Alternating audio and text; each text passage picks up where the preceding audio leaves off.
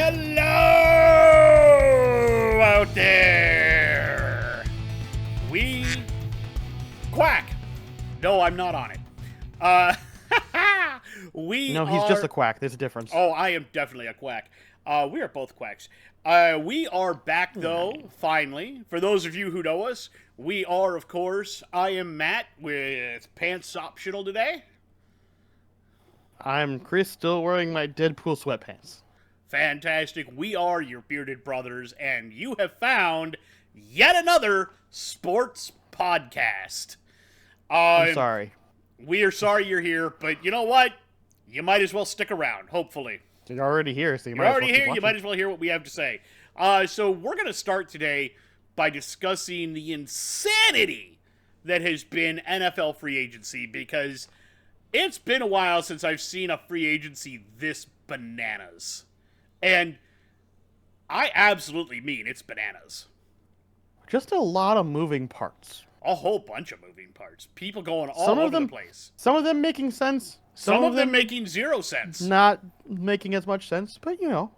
Yeah, and we'll get to that one when we get there, because, by the way... there's a few of those. Yeah, but did you... So one of them, the guy that they said's not going to compete for the starting job, they also said they're not planning to pick up his fifth-year option, so this is the only year he's yeah, I be heard there. about that. Yeah. What? Then why did you... Potentially. They could still pick up his fifth year, they just don't know yet if they're going to. It doesn't sound like they're going to. No, it makes very... Let's just be honest, it's very questionable decisions. And the worst part is that there's reports about other interested parties and then them getting snuffed because of the Q... we'll talk about it when we get there. Yeah, he didn't want to go. His agents didn't want him Supposedly. to go there. Supposedly. There were like two other teams that they torpedoed trades with. Oh, yeah. All supposedly. right. Again, yeah. There's not a lot of news to talk about, so we're just going to launch straight into talking about this. And the way we're going to do this, we're going to break it down by division, starting with the AFC East. And Chris and I will switch off every team so you don't get bored of one of our fucking voices. Because quite frankly, that would be boring if you had to listen to one of us talk the entire time. And the other one just sits there going, Yep, nope, you're right, That happened. Yeah, that used to be a thing here because I am a talky person. You are a talk. Well, we're both talky persons, but I let you go more than I probably should. You sometimes. Probably. But I have figured out, thanks to therapy and medication, that's probably not a good idea, and I should probably let my brother talk as well, because it's a dual-hosted podcast. Letting him talk is just as important as my bearded ass talking. I thought I was just a guest here. What the fuck? Actually, this whole thing was your idea, too. That is true. That is very true. Chris texts me one day, he goes, "I've got it!" And I went, "What?" And he goes, "Bearded Brothers, yet another sports podcast." And I went, "Let's do it!" And here we are today. A fantastic idea, by the way. I had a lot of fun doing this with you, I will say that. So, beginning at the top, AFC East, and it is going to be alphabetical order by division. So, starting with the AFC East, Buffalo Bills.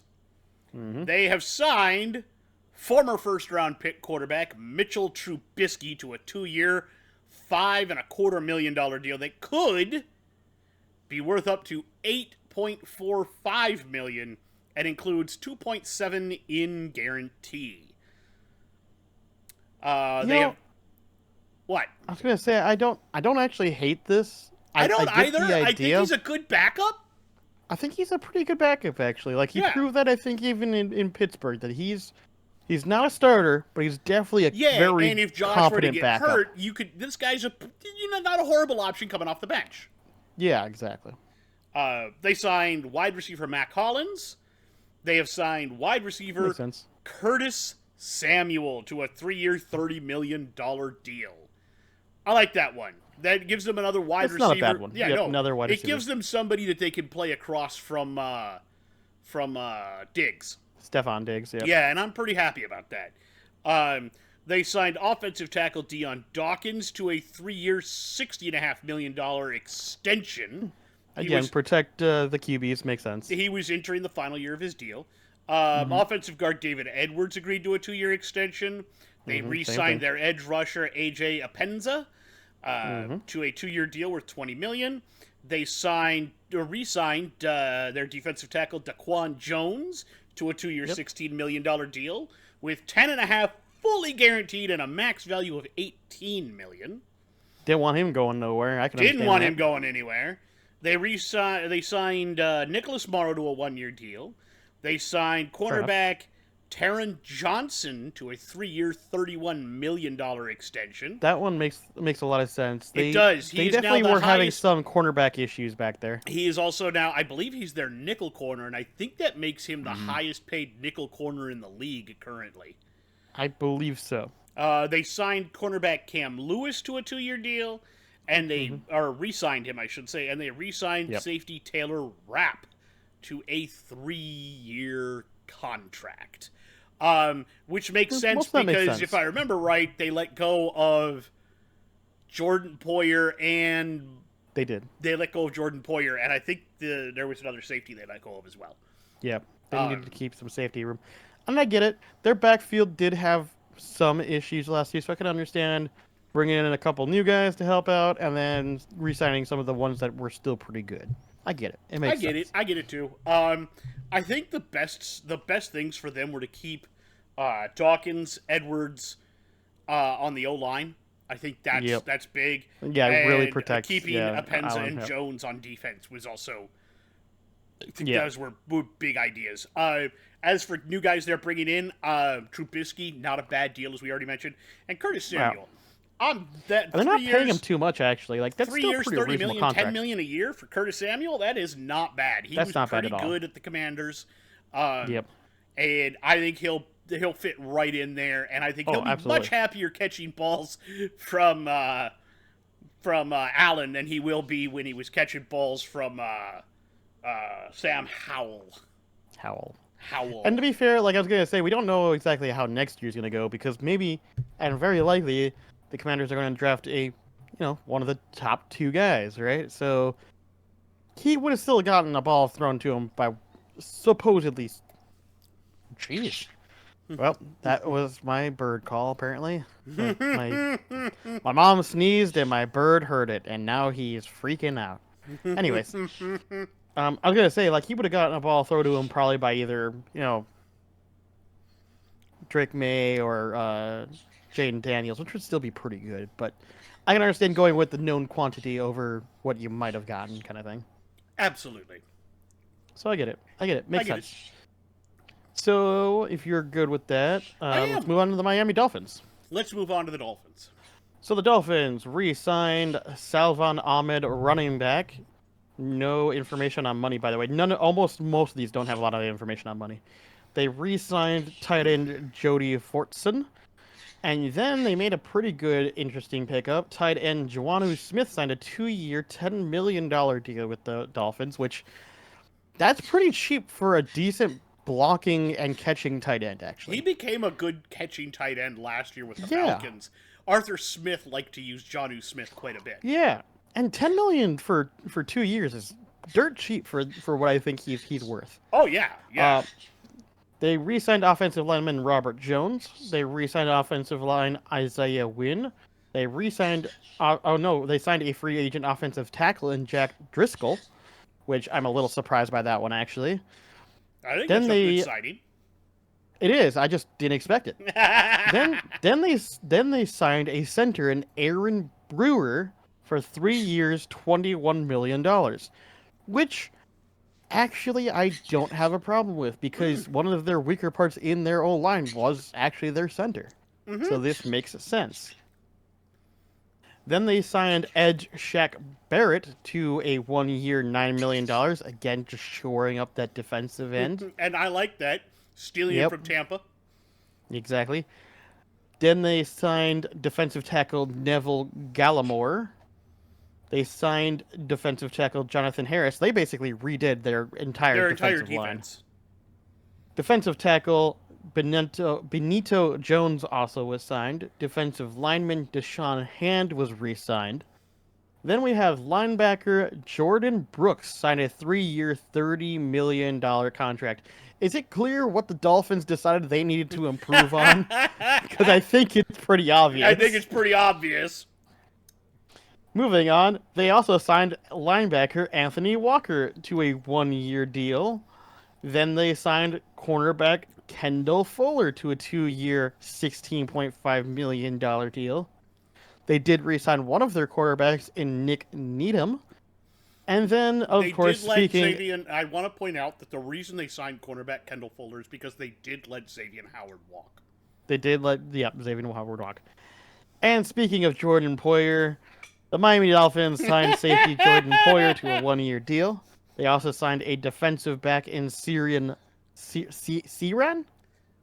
Neal to a 1-year contract, and a punter, Jake Bailey, was re-signed as well.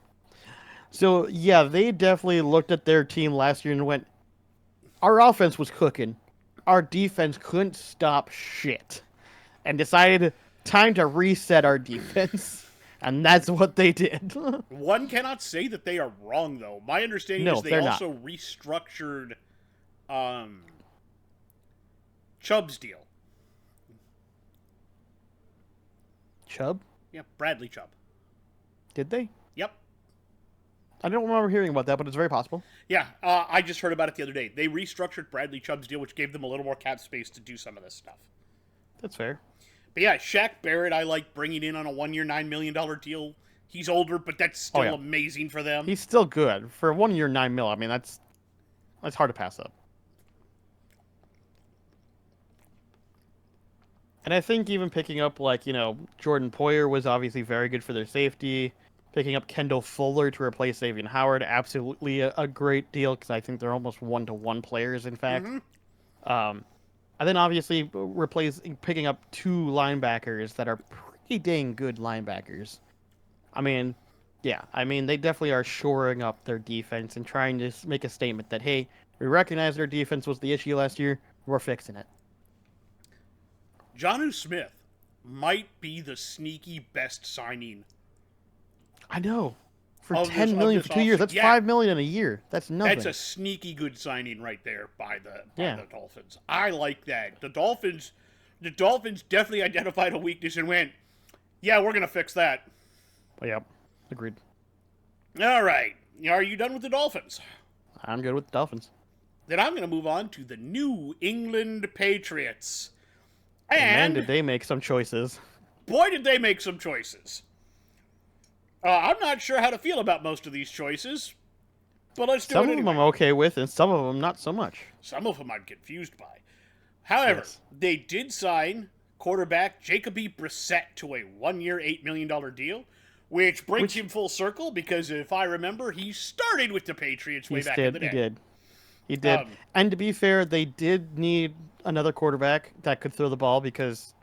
Spoiler alert, they don't have Mac anymore. They traded away Mac, and we'll get there when we get there. They needed somebody else to throw the ball just in case. I'm hoping the trades are on this list. If not, we'll have to remember the ones we can remember.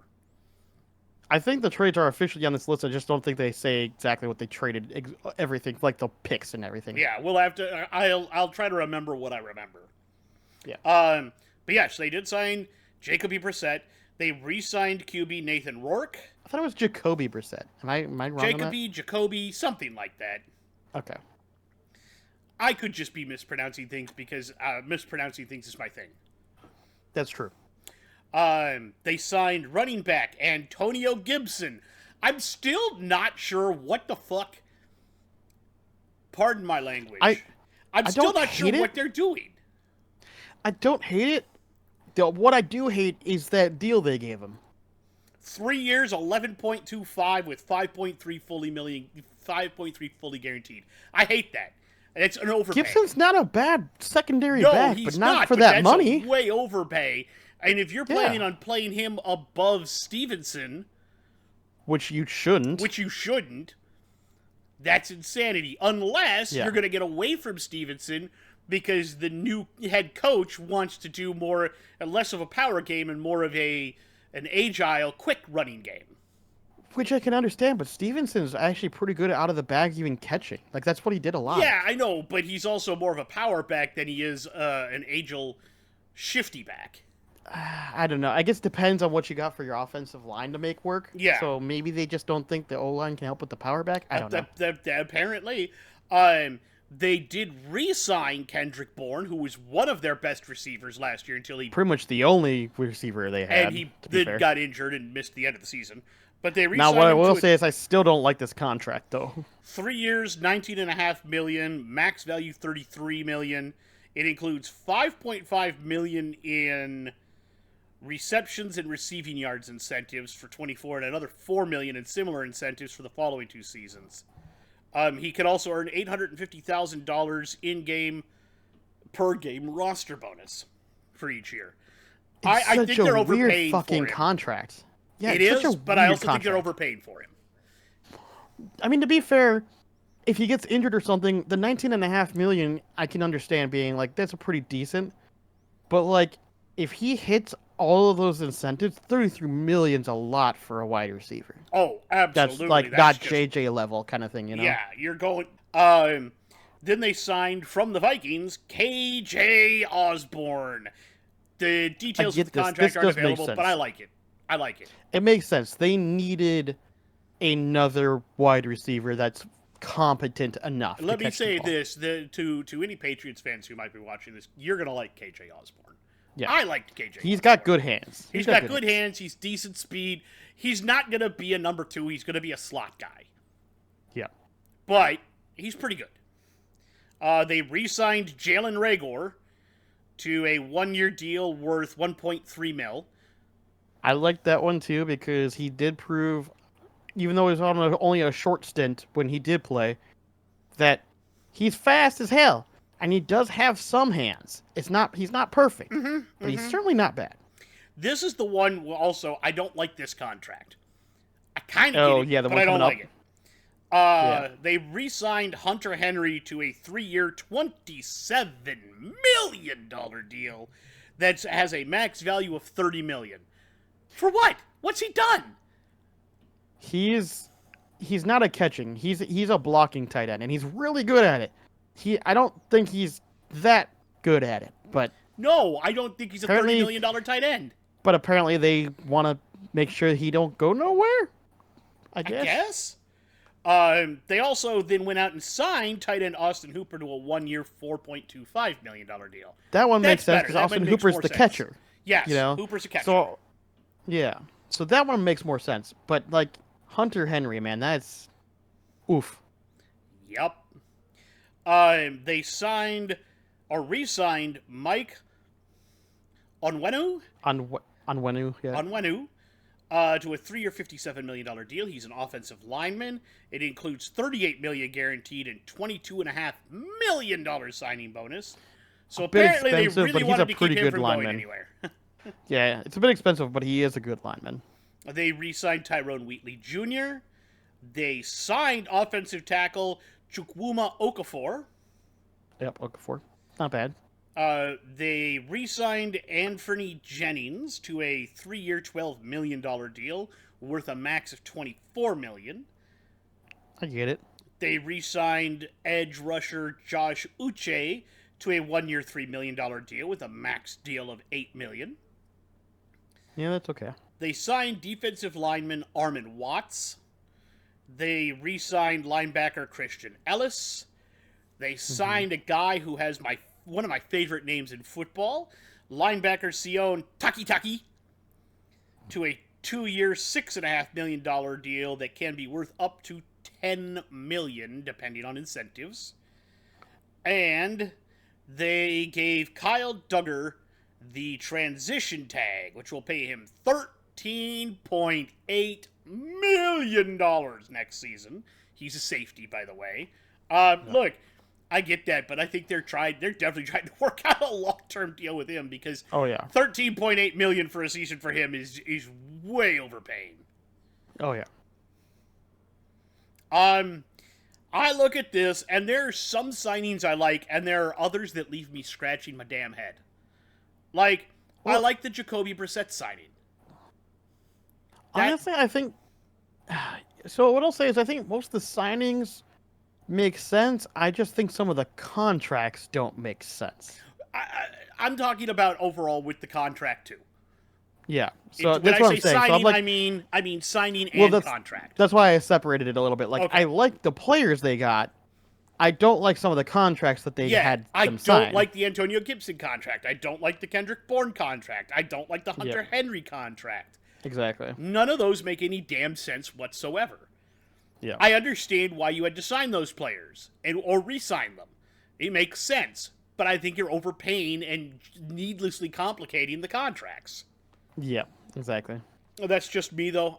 Maybe I'm weird. No, I definitely agree with that. I like the Sion Takitaki signing. That makes some sense to me. The Austin Hooper signing is also really good. That one actually makes a lot of sense. I like that one. I like Especially that one with a the lot. tight end that they currently have that doesn't really catch a lot and is definitely more of a blocker. I like that one a lot. All right, your turn.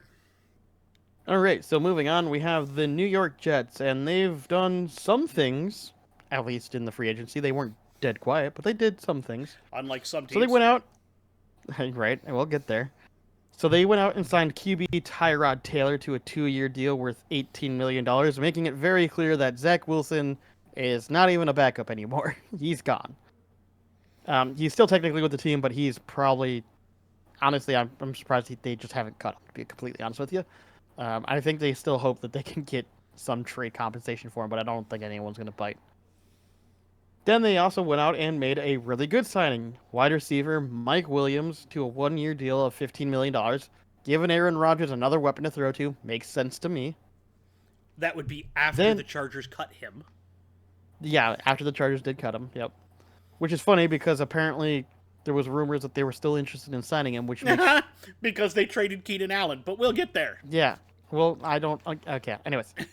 Then the Jets also signed offensive lineman Josh Simpson, 2-year deal, $18 million. Very clear that they want to shore up that O-line, protect Rodgers, makes sense. Then they got offensive tackle Morgan Moses with a trade with Baltimore, along with a 2024 4th-round pick in exchange for a 2024 and 6th-round pick. So, again, just shoring up that offense, protect Rodgers. Speaking of, offensive tackle Tyron Smith signed a 1-year deal with $20 million.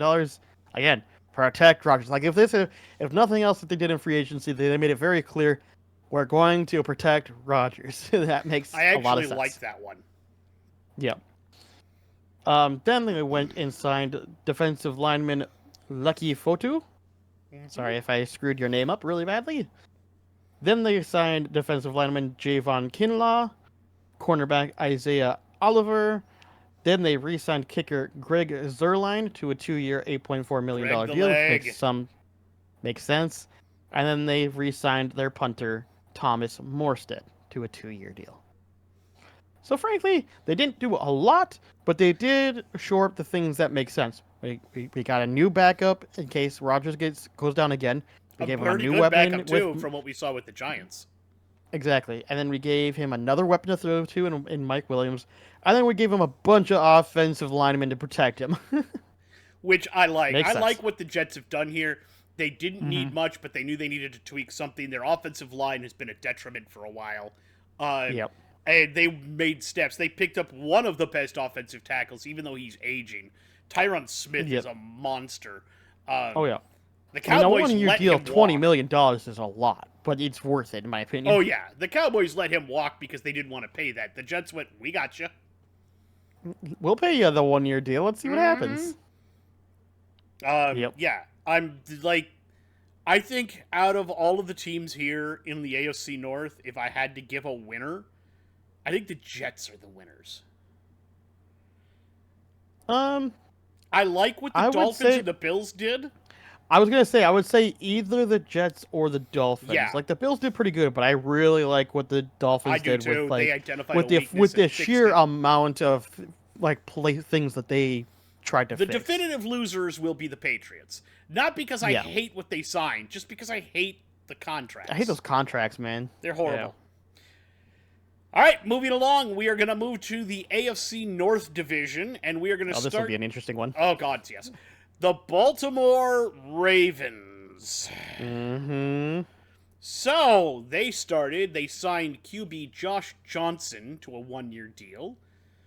Mm-hmm. Then they signed running back Derrick King Henry to a 2-year, $16 million deal that has a max value of $20 million and includes $9 million guaranteed. Now, you see don't Patriots. hate that. This is, I was gonna say, now you see Patriots. This is how you sign a running back. Yes. You cannot tell me Derrick Henry deserves less money than the fucker that they signed over with the Patriots. Because that's ridiculous. What I'll say is Henry is a little older, and he is a He power is, runner, but and a he's little better. banged up. But I think he's going to be amazing in that offense. Oh yeah. Oh yeah. They Can signed. you imagine how scary that offense is gonna be? Who's running the ball? Who's running the ball? They You'll signed never know. Nelson Aguilar to a 1-year extension. Makes sense. They re-signed defensive lineman Justin Matabike to a 4-year, $98 million deal that includes $75.5 guaranteed. He had originally received the non-exclusive franchise tag, so that's their workaround for that. Yeah. Which honestly, it sounds like a lot of money, but he's really good, and frankly, I think he's worth that money. He's definitely the core center of that D line. Yeah. They re-signed Brent Urban to a 1-year defensive lineman Brent Urban to a 1-year deal. They re-signed linebacker Malik Harrison to a 1-year deal. And they re-signed cornerback Arthur Mollet to a 2-year Might be deal. Mullen, I don't know. Yeah. Overall, pretty good. It's very clear that they made a splash picking up, the running back and Derrick Henry. Yep, that was really always the big thing that they did. that's their big. Though I think that's their big thing. I still think re-signing or having Nelson Aguilar re-sign a 1-year extension and then definitely shoring up Justin Matabike was big as well. Yeah. They looked smaller in comparison to Henry, but I think they were just as important. Just as important, if not more so, in some ways. Yep. But Henry was Exactly. the splash deal. Exactly. To help make sure that offense gets a running back that goes. Yeah. And He's if definitely it gonna works go. out, I mean, holy Jesus, I don't think anybody in the North wants to face the Ravens this year. No, they didn't want to face him last year. They definitely don't want to face him next year. Your turn. All right, moving on. Let's One of your go talk favorite about teams. the Cincinnati Bengals. One of my favorite teams is the Cincinnati Bengals. So, in case you didn't already know, the Cincinnati Bengals did, in fact, move on from their running back, Joe Mixon. We'll talk about that when we get to the team he was traded to. So, in response, they signed running back Zach Moss to a 2-year, $8 million contract that includes $4.525 million in year 1. And Zach Moss isn't a bad running back, but he is not Joe Mixon. We will see if he can develop now that he's moved on from, I believe, the Bills originally. So we'll see how he does. I think he's not a bad running back. I just don't know how he's going to play as running back 1 in that system. Wasn't he with the Colts last year and he took over some duties? Oh, yeah, that's right. He was with the Bills, then he went to the Colts. The Colts last year, and he did fairly well. He did okay, yeah. Yeah, while what's his name was out. JT was healing, JT was healing up, yeah. Yep. So we'll see how that goes. Then, wide receiver T. Higgins received the non-exclusive franchise tags, which will pay him around $21.8 million. Not to say that he is not very happy about that, but at the same time, I don't think he basically requested a trade because he didn't like it. I don't think he's going to get the trade. I'm going to be honest with you. Supposedly there was a trade offered with him. Yes, but I don't think the Bengals are going to trade him. Yeah. Like I said, there was supposedly a trade package the Bengals offered that had him in it, but there was no way that the receiving team was going to make that trade. No, exactly. So, moving on, wide receiver Trenton Irwin re-signed with the Bengals on a 1-year, $2 million deal. Okay.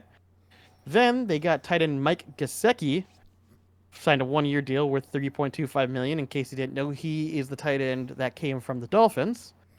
Obviously, I think I think what they got, I think they're kind of comparable here, right? Like, I think the Bengals did improve by picking up Mike Gesicki, but I think the Dolphins did improve by removing Mike Gesicki and picking up Juanu, what they did instead, right? So it's kind of both teams improved there. Neither one really lost in that case. Then they re-signed tight end Tanner Hudson to a 1-year deal. Then they had tight end Drew Sample re-sign a 3-year, $10.5 million extension, which will pay him $4.9 million in 2024. Then they had offensive tackle Trent Brown sign a 1-year deal. Offensive guard Cody Ford re-signed a 1-year deal. Defensive tackle Sheldon Rankin signed a 2-year, $26 million deal, which I think is pretty good, actually, overall. They had linebacker Akeem Davis Gaither re-signed to a 1-year deal. Safety Von Bell signed a 1-year deal. And then safety Geno Stone signed a 2-year, $15 million deal that includes a $6 million signing bonus. So overall, I think the Bengals shored up a couple of weak spots and then just kind of went, meh, we're good now. Because that's kind of what it feels like. Like I right? said, I still think they're looking to trade T. Higgins. I don't know if they will be able to. I think they will. Yeah. No, I don't think they'll be able to because I don't really know of anybody. The only team that would trade for him right now isn't going to offer you fair value because they know you need to move off of him. And that's the Chargers. Well, on top of that, he's a fine enough player that there's no reason for them to take a lesser value in him anyways. Yeah, but I mean, they are trying to free up cap room because they are going to need to re-sign, what's his name? Oh, Jamar Chase. Jamar Chase is his contract, and I also believe, I think they. Well, I think that's one of the reasons. I think that's one of the reasons they moved on Joe Mixon is because they were clearing up some cap space. Yeah, there. That's possible. All right. So I think they have actually money to do so. So I don't think that's really a huge issue there. I will say that I do like them keeping or signing Sheldon Rankins to a 2-year deal. Yep. That one, that's a very nice deal. For a pretty good player. Absolutely. So, should we move on to Cleveland? This was also kind of an interesting free agency for them this so was far. super interesting. And I kind of like it, and I kind of don't like it, but I mostly like it. There's a couple of weird ones in here, but there's some good stuff in here. So, first off, they signed quarterback famous Jameis Winston to a 1-year deal with a base value of $4 million and a max of 8.7 to supposedly back up the guy they gave all that guaranteed money to. Yeah. Now, supposedly, considering how much time he's missed over the past couple of years, Jameis could find himself starting sooner rather than later. Oh yeah. They signed running back Nyheim Hines. I like that. Nyheim Hines is pretty good. Yeah, he's a good return man too. He's a change of pace guy. Yeah, that's not bad. They traded for wide receiver Jerry Jeudy. They gave up a 2024 fifth and a 2024 sixth. Which then is a signed steal in my book. That's a steal. He then signed a 3-year deal with the Browns worth up to $58 million, including a $41 million guarantee at signing. Yeah, I think he's worth every penny you pay him. Absolutely. I'm not gonna lie to you. I think he was the best wide receiver with the Broncos, and now he's probably at least top 2, if not the top 1, with the because they Browns now. still have they still have Mark Cooper. Yeah, they still have Amari Cooper. But that's a good duo to have now. Oh, that's Jerry Jeudy and Amari Cooper. That's a great deal to have. Yeah, exactly. You've got on top of that, they have their tight end. What was it, Njoku Smith? Like that's just. Yep, and then you've got team.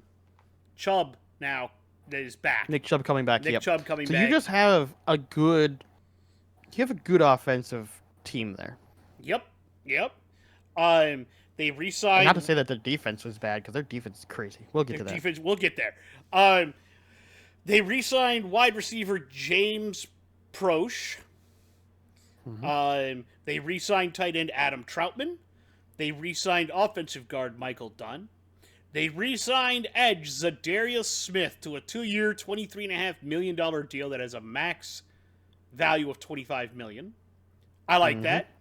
He did very well with them. They re-signed defensive lineman Shelby Harris, defensive lineman Maurice Hurst. Then they signed defensive lineman Quentin Jefferson.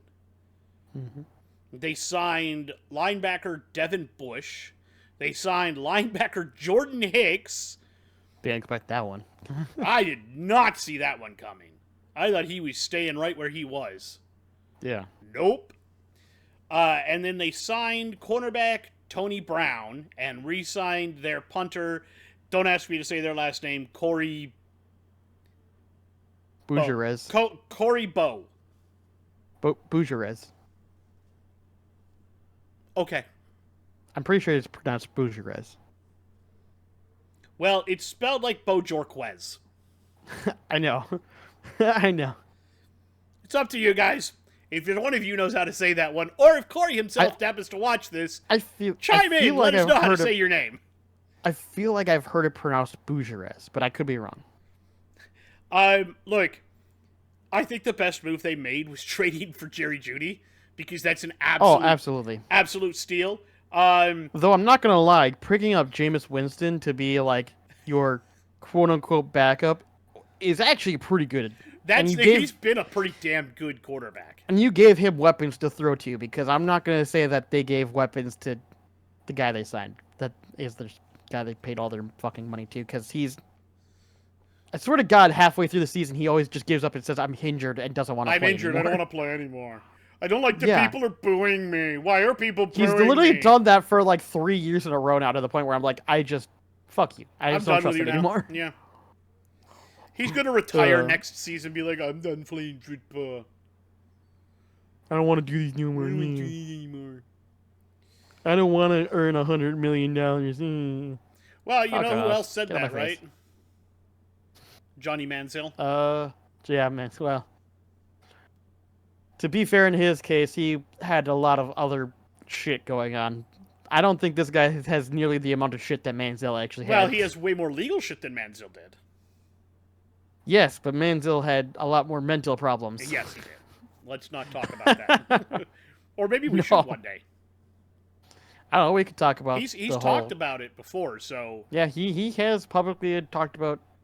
He's a lot better now, and he's even admitted that it's taken years in therapy and meds and lots of shit for him to get better. Decompress and everything, yeah. Yeah. He keeps talking about trying to come back to football, but I just don't. I don't see it. If he does, I don't think he has it anymore. No, but it's not that. I could see him being like an advisor or a guy that talks to young kids about the pressures of football, or heck, I could see him in the UFL just for the funsies of it, or even coaching. Yeah.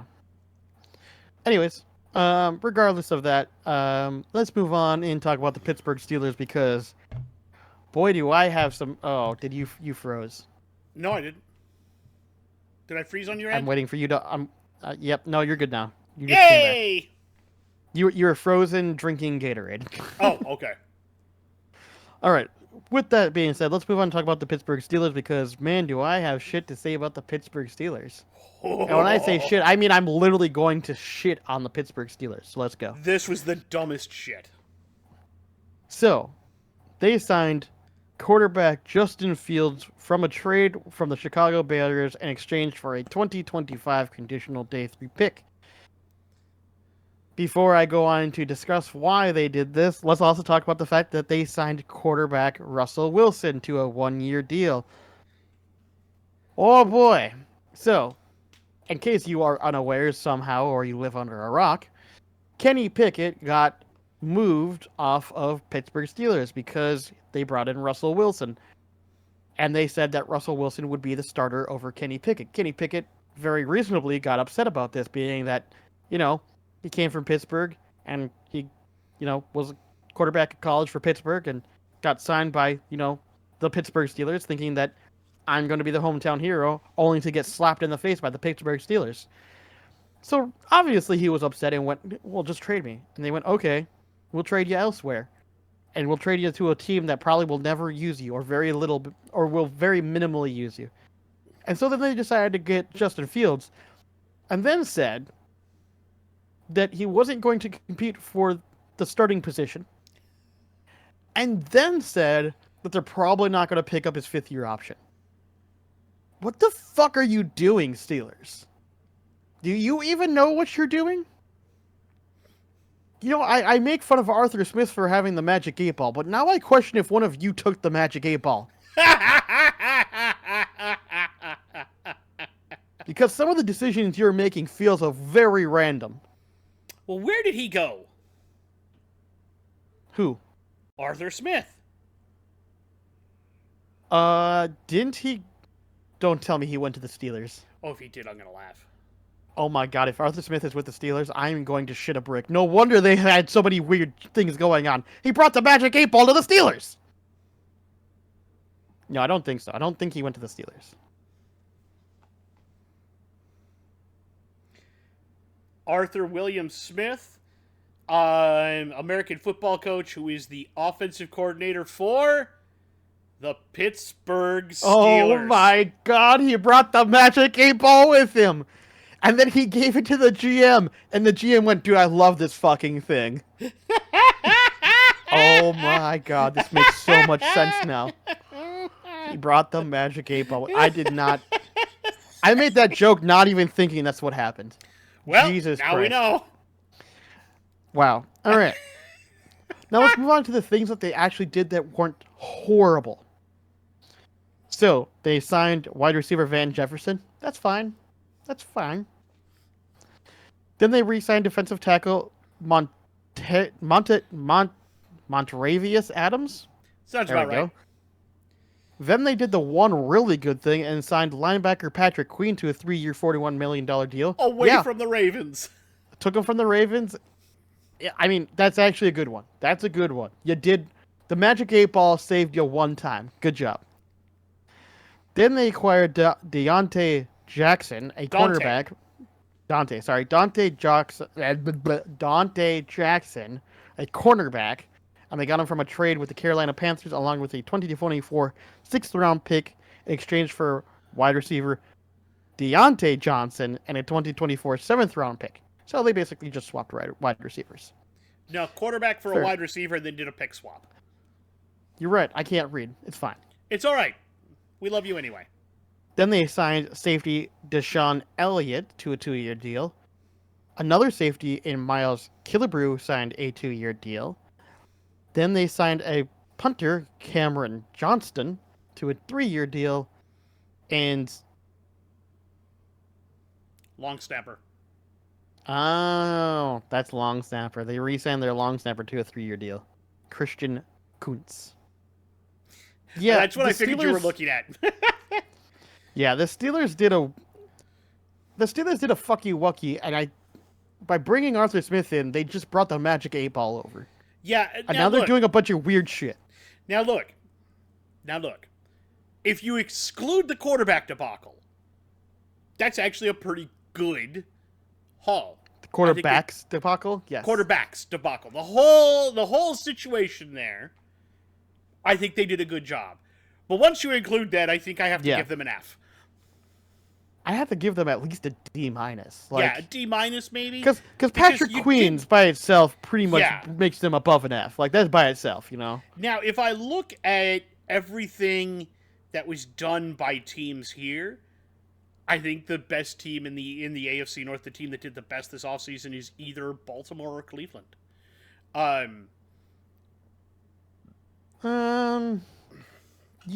Yeah, I think I'd give it more to Cleveland because I think they shored up more positions. I agree with you. Definitely the Ravens made a bigger splash for sure. Yes, but I think and they didn't really need to do as much, to be fair. No, so I think the Browns did way better. I think the Browns did a little bit better. Yep. All right. Let's go to the South, shall we? Oh boy. Let's do it. Oh boy. My new favorite. Let's talk about my new favorite team. Your new favorite team, the Houston Texans. I love this team now. So first, Stroud, man. We have to talk about the fact that they acquired running back Joe Mixon in a trade with the Cincinnati Bengals for a 7th round pick. Yeah. And then they re-signed him. I do not have terms of the re-signing, but I think it was like 3 years and $24 million or something. Yeah. Something in that. Frankly, this makes a lot of sense because no offense to Dameon Pierce, but he had a rough year coming back off of an injury. Yeah. And they clearly weren't sure if he was going to ever be Dameon Pierce year one. Yeah, and they never.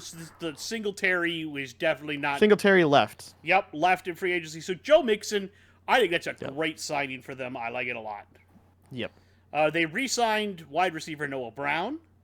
Makes sense. They re-signed tight end Dalton Schultz to a 3-year... Absolutely needed that one. 3-year, $36 million deals, 23.5 fully guaranteed. I like that. Yeah, I like that a lot. I love that. And I also like the fact that when he re-signed, Schultz took a shot at the Cowboys. Well, not only that, but he also said, I want to play with Stroud, period, done. Yes. Like... That should tell you everybody a lot, by the way. Yep. They re-signed OT Charlie Heck to a 1-year deal worth up to $3.3 million. They Heck signed. Good deal. That's yeah, you're going there. They signed defensive lineman Danico Autry to a 2-year, $20 million deal. Includes 10.5 guaranteed. They signed defensive lineman Mario Edwards to a 1-year deal.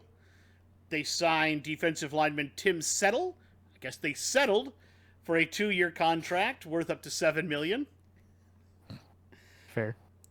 They signed defensive tackle Foley Fatukasi. Then, splash time. They signed edge rusher Danielle Hunter for a 2-year, $49 million deal that has a max value of $51 million guaranteed and $48 million fully guaranteed. I'm not mad at that, considering how much stuff we already took from them. We'll get there when we talk about the Vikings. They signed linebacker Azeez Al-Shaair to a 3-year, $34 million deal. They signed linebacker Delshon Phillips. They signed cornerback Mike Ford to a 2-year deal worth $4.5 million. They signed cornerback Lonnie Johnson to a 1-year deal. They re-signed cornerback Desmond King II. Then they signed cornerback Jeff Okudah to a 1-year, $4.25 million deal worth up to $6 million and includes $2.5 million guaranteed. I like that. I do like that one a lot. I like that one a lot. They re-signed Eric Murray, safety. They re-signed kicker Kaimi Fairbairn to a 3-year, $15.9 million extension. But considering how consistent a kicker he's been, outside of his injury, worth every penny for that. Oh, yeah. And then they signed punter Tommy Townsend. Look, the Jeff Okudah thing, I think that's a sneaky good signing. I think what's crazy too, like if you look at what they did here, it's very clear that they went defense. We need defense. Yes. And this is from, if you look at their coach is a defensive guy.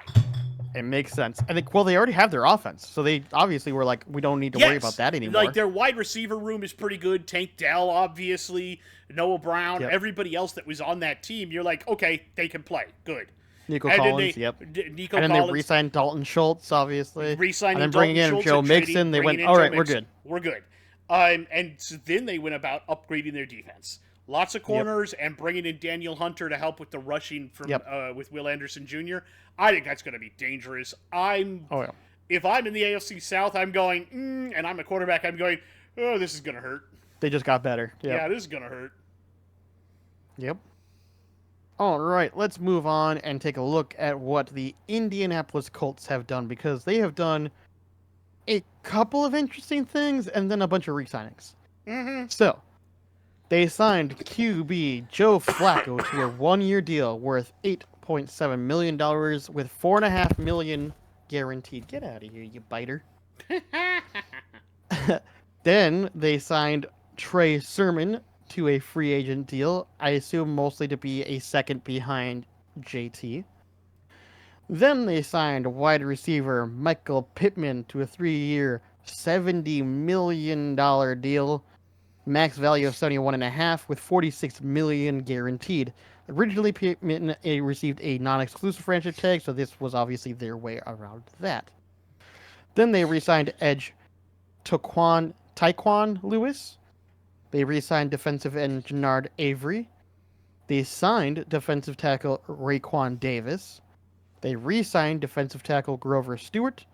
They signed linebacker Zaire Franklin. Pretty good. They re-signed cornerback Kenny Moore II to a 3-year, $30 million deal. Pretty good. They re-signed safety Ronnie Harrison. And then they re-signed their punter Rigoberto Sanchez. Man, that's a weird name. Rigoberto, okay. Rigoberto Sanchez. You have to think it. God, you that sounds. You have to think in Hispanic. I'm not thinking Hispanic. Okay. I think like they made a couple splashes and then went re-sign. Yeah. Look, bringing in Joe Flacco as a backup, I think, is a great thing. That makes a lot of sense. He showed how good he still was, and he can help out your young quarterback and probably give him some, some stuff to do, right? Here's how not to hurt yourself. Hopefully. Re-signing Michael Pittman, obviously, best receiver on that team. Oh, yeah. Bar none. Not even a question. Not even in question. I do like them getting Raekwon Davis. I think he's been underutilized before.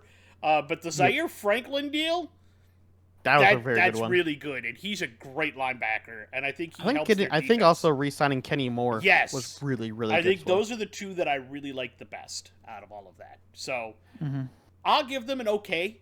Not bad. Not bad. It was solid. Solid. Now, let's talk about them Jags. Okay. Let's talk about the Kitties. They did some interesting things and not so interesting things. They did some interesting things and some not so interesting things, and let's talk about it. So I don't know if they got better at doing this, but okay, go ahead. I don't think they did. I think they're about the same. Yeah, overall, yeah. Yeah. But they acquired Mac Jones, quarterback, in a trade with the Patriots for a 2024 6th-round pick. Which, have him back up Trevor Lawrence. Have him back up They didn't have a very good backup for when Lawrence was down. Mac Jones, I think, is better than any of the other backups that they had. It's fine. They re-signed You didn't pay a lot for him. Yep, they re-signed running back Dearness Johnson. I think he's perfectly fine. Okay, that's fine. They signed wide receiver Gabe Davis to a 3-year, $39 million deal that has a max value of $50 million. I think this was a good signing only because for anyone who doesn't know, they had to get in another wide receiver in lieu of losing out. Here's the problem. They signed Gabe Davis first. I know, but I'm saying that this was a bad signing until they lost Calvin Ridley. This was a questionable signing with the money until they did lose Calvin Ridley and went, oh shit, okay, I'm glad that we did that now. They signed wide receiver Devin Duvernay to a free agent deal. They gave an extension to offensive lineman Blake Hance. They signed offensive guard Ezra Cleveland to a 3-year deal worth $28.5 million that includes $14.5 million guaranteed. Not bad. A little expensive, but not bad. A little expensive for Cleveland. They signed Mitch Morris, center, to a 2-year, $10.5 million deal worth $7 million guaranteed. Okay, that's actually not bad. I'm okay with that. They put the non-exclusive franchise tag onto edge rusher Josh Allen, which will pay him $24 million for the 2024 season. Loki. What? What's your deal? Hey, knock off. I'm assuming they're going to try to work out a long-term deal with him. Probably. Yeah. They signed edge rusher Trevis Gibson to a free agent deal. They signed a 3-year deal with a max value of $51 million for defensive lineman Eric Armstead. Okay, I don't hate that. That makes sense. That makes a lot of sense. That. That'll help them. They signed a free agent deal to cornerback Ronald Darby. And they signed safety Darnell Savage to a 3-year deal. And then kicker Joey Sly signed a 1-year deal. Overall, it's fine. Like, it's fine. It's fine. It's fine. It's fine. But it's not... Like, like it's the Minnesota. It's fine. It's fine. It's fine. It's fine. Yeah. I think to me the best one I like is probably Mitch Morse. Eric Armstead isn't bad either, but bringing in Mitch Morse to center your line that'll never be a bad thing. Yeah, and you didn't pay a lot either for it, which is fine. Yeah, no, that's good. All right, how about we talk about the Tennessee Titans then? Because they've done some interesting things. They have. So, first off on the list, they signed QB Mason Rudolph to a 1-year deal with a base value of $2.87 million and a max value of $3.62 million. Obviously, a backup, that's fine. That's and fine. I think he's an okay backup. That's fine. It's fine. Yeah, that's fine. Then, in lieu of losing out on Derrick Henry, they signed running back Tony Pollard to a 3-year, $24 million contract. I don't like this. I don't either. Because they proved last year Tony Pollard cannot be RB1. No, he can't. And they already had a guy in-house that was a rookie last year that I think is better than Tony Pollard. I agree. So I'm not a big fan of this one. I am a fan of this next one. They signed wide receiver Calvin Ridley to a 4-year, $92 million contract that includes $50 million fully guaranteed. The contract's a little expensive, but it's Calvin Ridley, and he proved that he's worth that money still. And, you know, the Titans needed a deep threat wide receiver, and they got one. Then they signed wide receiver Nick Westbrook Ikinhi. I can never say his last part. Ikanhi. It's a re-signed 1-year deal. He's perfectly good. Makes sense. They signed offensive guard Shadiq Charles to a... Oh, it doesn't even say. Just a deal. All right. Then they signed center Lloyd Cushenberry to a 4-year, $50 million deal that includes $26 million fully guaranteed and a signing bonus worth more than $18 million. Holy shit, they paid out the nose for a center. Granted, I think good they paid center, a little too much for that. He's a good center. but I think they paid. I think they overpaid. paid a little too much. Yeah, I think they definitely. Yeah, they might have overpaid, but they obviously clearly wanted to shore up that O-line as much as possible. Yes. When he's our centerpiece. Bam. Yep. Then they signed defensive tackle Sebastian Joseph Day to a 1-year deal. Then they signed linebacker Kenneth Murray to a 2-year, $15.5 million contract that has a max value of $18 million. Not Good bad signing. at all. Very good contract.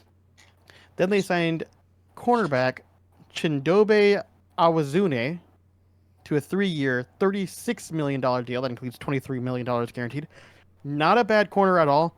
That feels like it's a little expensive, but it's not that far off in my I like book. his name, though. Chidobe Awuzie. Awuzie, there we go. Yep. Then they signed kicker Nick Folk to a 1-year, $3.755 million deal that's worth up to $4.13 million. And Nick Folk's been fine. That makes sense. Like, he's been fine. Then they signed long snapper Morgan Cox to a 1-year deal. Morgan Cox. Anyways. Overall, I think they did a pretty good job here. You right? Overall, I think they did a pretty good job here. Here's the downside. Looking at this division in general, like, frankly, I think the Texans really did the best. I do too. I think Houston lapped. Houston lapped the other teams. Like, the only other team that even came close was the Colts. Yeah, but Houston even. And all they did was just re-sign a bunch of people. Yeah, no, Houston definitely did the most. I think they did the best, personally as well. I don't think there's another one that's even close. No. I think Houston basically went, we know exactly what we need and we know exactly who we want and we're going to go get them. They were not afraid to throw around some money. So let's now talk about the AFC West. You got to shit on a team. Now it's my turn. I get to shit on a team. Fair enough. And I'm going to shit all over the Denver Broncos. And I do mean Papa Fair. Squat right there. Because all they really did was re-sign players and trade people away, and you got rid of Russell Wilson and brought in 0 quarterbacks. They kept one of the best kickers. They did. Good on Big you, nuts Denver. Lutz. You managed to bring him back from Jacksonville. Well done. But there's so many things they didn't do that they needed to do. There are so many things that they didn't do. Traded away a wide receiver that was really good for a pittance. I don't know who's in charge of Denver these days. I don't even remember because they have a new ownership, and so I don't remember Yeah, but if you know they where that got a new GM or not. ownership owns a majority stake in, right? What they own in a majority stake? Yeah. What gives them all their money to be able to own the franchise? Oh, gosh, it's not Walmart. Which one is it? It is Walmart. Is it really Walmart? It's Jesus. Walmart. I thought it was one of the other ones. Nope, oh my it's gosh. Walmart. Okay. So they no longer just sell inferior products. They have now turned the Denver Broncos into an inferior product. Brandon Perna, I feel price cut Denver Broncos. Perna, I feel your pain, brother. So what did they do? Well, they re-signed fullback Michael Burton. Okay. They re-signed wide receiver Lil Jordan Humphrey. Okay. I like the name. Mm-hmm. They signed defensive lineman Malcolm Roach to a 2-year deal worth $8 million. So now we're bringing roaches in. All right. Yep. They signed linebacker Cody Barton. They signed safety Brandon Jones to a 3-year deal. They re-signed safety PJ Locke to a 2-year, $7 million deal that has a max of $9 million. And they re-signed Will Big Nuts Lutz after he was planning to leave for Jacksonville. Yeah. Boy, they did so much. Wow. Look. Gonna be honest, there's only one other team that I want to shit on more than this. If I could give out below an F, I would. This is fucking... there's one other team that absolutely deserves it more than these guys. I know exactly who you're gonna. I know exactly who it is, and I'm not going to give them an F. We're both gonna shit on them, I think. I'm not going to give them an F. You know what I would give them? A sleep. Did not participate. DNP did not participate or asleep. Did not all in DNF. All in the bed. You know exactly. Look, you people are gonna find out who that is soon enough. But look, I mean, if you don't already know, most of the AFC West took a shit on themselves. Definitely the Broncos did. Half of them did. The Broncos did, and there was another team that I feel like they did, but they did more than the Broncos, but they still didn't do great because they did some dumb shit. Yes, we'll get to that as well. We'll get down there when we get down there. But the other two teams in this division actually did fairly fucking well, so I'm not mad at them. Mm-hmm. Speaking of... This was horrible. Go ahead. Let us move on to one of my more hated teams of recent years. The Kansas City Chiefs. I'm just fucking tired of them. And what do? They go out and get better. And I get mad about it. So here we go. They signed wide receiver Marquise Brown to a 1-year deal worth $11 million. And you might be like, but it's only Marquise Brown. Yeah, but who else is catching the football on that team? Rice. Exactly. Rice. Kelsey. Yeah, exactly. That's my point, though. Yeah. They needed another set of hands. And in fact, they got another set of hands in tight end Irv Smith, a 1-year deal. And while obviously Kelsey is the better option, we both know that Irv Smith is also a really good deep ball guy, actually, for a tight end. Yeah, for a tight end, he's not bad at deep balls.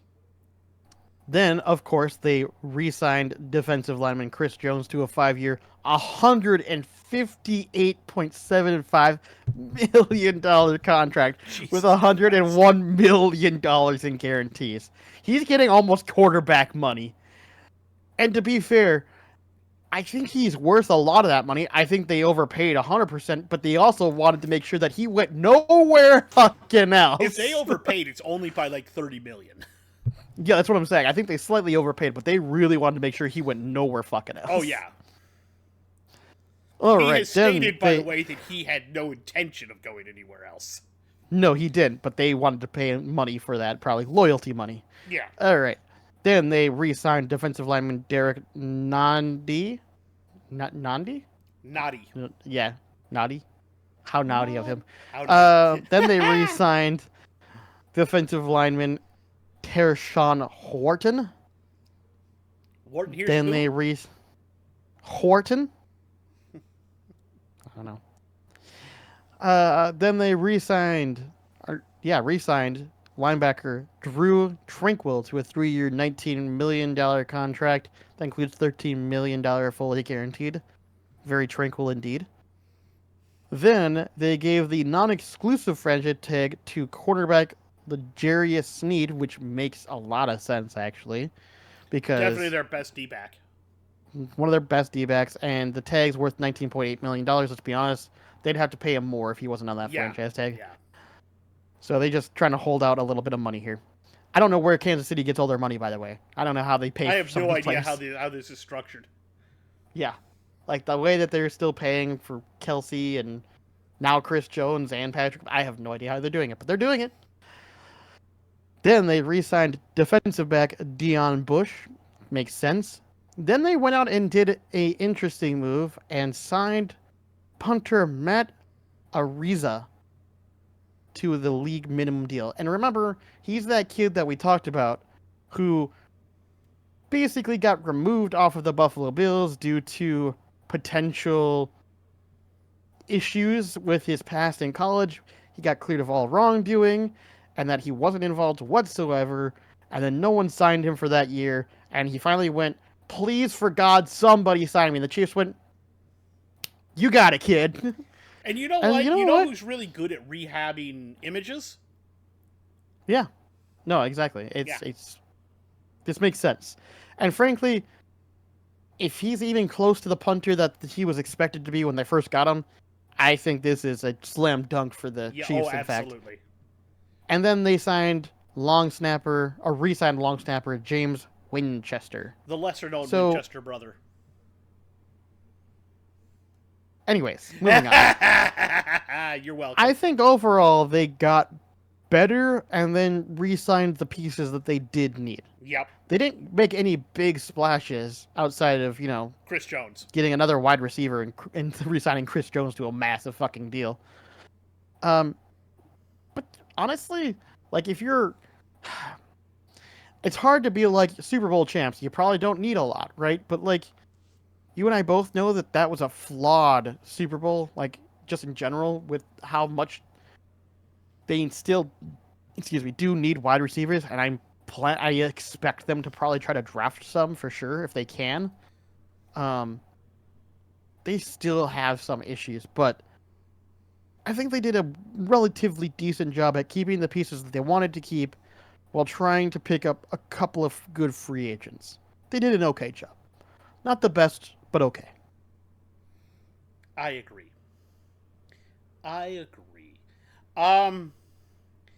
Let's talk about the Las Vegas Raiders. Because, okay, look. Again, they didn't do a whole lot. But They did some things. they did some things, and they did better than the Broncos. Sure. Although not by a whole lot. No. They did sign quarterback Gardner Minshew. Minshew Mania has come to Vegas to a 2-year, $25 million deal that includes $15 million fully guaranteed. I have not Have they heard. said who's starting? Nope. So I have Already not then. heard who's starting for that team because let's be honest, the kid that they got as a rookie last year wasn't horrible. But not great. No. But But to be fair, first year, Hey, with You're gonna have how some good issues. Minshew was last year, if you want to have a quarterback competition between the two of them, I'm down. Let's do it. I think it's probably Minshew going to start overall, and to give O'Connell some more time to try to progress Yep. before they throw him back in. But O'Connell has been a pretty good quarterback. I mean, not great, Yeah. but as a rookie, he did. I think he was probably He did better than a lot of people expected. Yeah, I think he was probably the third best rookie quarterback in my opinion. Third or fourth, yeah. Certainly better than the one that was drafted first overall. Yes. Talk about a person that needs to improve very quickly. Yes. All right. Then they re-signed running back Amir Abdullah, and Makes sense considering the fact what happened. they signed running back Alexander Madison to a free agent deal. No terms have been released, considering they lost Josh Jacobs. We'll talk about that when we get there. We'll talk about that when we get there. Yeah, I know. Yeah. They re-signed their center, Andre James, to a 3-year, $24 million deal that includes $16 million. They Makes sense to re-signed me. defensive lineman Adam Butler and defensive lineman John Jenkins. Then they signed defensive tackle lineman Christian Wilkins to a 4-year, $110 million deal that includes $84.75 million guaranteed. I think that's an overpay, but Not by a ton. not by a ton, and I don't hate it, especially with you having Max XX Crosby. Oh, yeah. I putting Wilkins in the middle. Oh, I kind of like it. And if They clearly, if based that on kid what they got did, last year at the top of the draft, if he ends up figuring it out and becoming an end on the other side, and now you got Wilkins in the middle, that's a pretty good defensive line. yeah, I was about to say it's very clear that they focused on just improving their defense versus trying to pick up anything offensively, which I can understand to a degree because their offensive main like wide receivers and stuff are still like obviously really good, and they even still have a pretty good tight end. So I get why they made the decisions that they did. I think I would have preferred them to try to make a splash at QB a little bit more, but maybe they plan on trying to draft somebody that as a project. There's plenty. They already have a, but they already have a QB. I just don't know what they're gonna do with QB. I think they're kind of in the. I think they're kind of in the. We'll quarterback by committee. If Aiden O'Connell turns out to be okay, then great. And if not, then we've got Minshew for at least 2 years, and maybe next year we'll suck enough to be at the top of the draft board and get one of those guys. And that's what I'm thinking. Yeah. Yep. All right, let's move on to the other team that really didn't do a whole fucking lot, and the things that they did do were not fucking good. So, first, let's talk about the fact that we are talking about the Los Angeles Chargers, just so everyone's clearly aware. They re-signed QB Easton Stick. Why, I don't fucking know. I guess you need to have a backup, but, like, he wasn't even a very good backup. Anyways. Hey, I like his name, though, the Stick Man. Then they signed running back Gus Edwards to a 2-year, $6.5 million deal that includes $3.375 million in guarantees. Not a horrible pickup. Gus Edwards for the Ravens did pretty decent. So I think this is okay. This isn't as good, like, I'll put it this way. I think Gus Edwards is on par with what they had in Eckler before Eckler left. So I think that this is fine. It's fine. It's fine. It's fine. It's fine. Then they signed tight end Will Dissly to a 3-year, $14 million deal that includes $10 million fully guaranteed. It's fine. It's fine. It's fine. It's fine. Then they signed free agent tight end Hayden Hurst. They signed center Bradley Bozeman to a 1-year contract. Then they signed defensive lineman Poona Ford. Then they signed linebacker Troy Dye. Then they signed linebacker Denzel Perryman to a 1-year deal. Back with the And Chargers. then they well, that's because they are the Chargers. Yeah, he's back with them. Oh, yeah. He was drafted Well, just there, a signed left. 1-year deal with... Yeah, no, oh, he was yeah. drafted there, and then he left. Yeah, they left, now, and now he's... Yeah. Then they signed safety Alohe Gilman to a 2-year, $11 million deal. And that's fucking it. That's all they did. And then let's talk about the things that they didn't do. Like, they didn't keep Keenan Allen. In fact, they traded him away. We'll talk Obviously, about that. we'll talk about that. And they also didn't keep Mike Williams. They cut let him walk in free agency. No, they didn't By let cutting him him. walk in free Well, they agency. cut him, and then They he cut left, him. yeah. They flat out cut him. Which was which I can understand why they did, because that contract was too big. They wanted to remove the cap space and have him restructure. He didn't want to restructure, so they cut him, thinking that they could bring him back on a cheaper deal. when he went, nah, fuck you, I'm going elsewhere, basically. And it's the same thing with Keenan Allen. They traded him because he didn't want to take a pay cut. Now, Exactly. they did restructure the deals of both their edge rushers. Yes. Khalil Mack and Joey Bosa both got restructured deals and took pay cuts. Or took deferred money or whatever else they did. Deferred money, basically, yeah. But, yeah, so that worked out for them, and that was an okay thing they did. But then they didn't use any of it to do anything. No. I think they're trying to free up money because I think they have to re-sign their quarterback coming up. They do, but who's he going to throw to next year? I would assume Palmer and whatever they draft. But here's the thing: their draft their spot is currently at 5, and there's rumors that they may be willing to move down out of that spot, which is fine because they can't get who they would want, obviously, because the Cardinals are very likely going to draft Marvin Harrison. Yep. So I guess they're thinking that to be fair, there's a lot of good wide receivers in this draft, so they're probably thinking that they can still get one at a lower spot. At 11. You could probably still get 11 or 12. either Malik Neighbors or Dunze at 11 or at 11-ish. Yep, probably. So that's to be fair, I can understand that. But man, and I assume that they're probably hoping that Quentin Johnson has a big second year. Has, with the training camp and everything, has a new coach. Big step forward with a new coach and everything, which is possible. It could happen. You never know. So, yeah, I don't know. I'm skeptical. I don't think they did as bad as the Broncos, but they certainly didn't do great either. Yeah. Honestly, the only team in this division that did anything that I went, okay, that's good, was the Chiefs.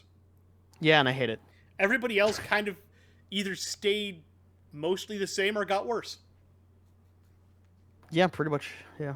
It's hard to say. Oh, by the way, because we didn't talk about it with the Raiders, they did cut Jimmy G. Yes, they did. He also doesn't have a. He has not signed anywhere. He has not signed anywhere. No. All right. Which is why I wanted to bring it up. That is the end of the AFC. Oh boy, can we shit on this next team really bad? Do you want to start? Do you want to do it? Oh, we can both do it. I just want to shit all over them.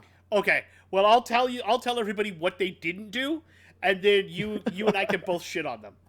So we're going to move to the NFC East, and we're going to start with Dallas, who was all in their bed. All in their bed.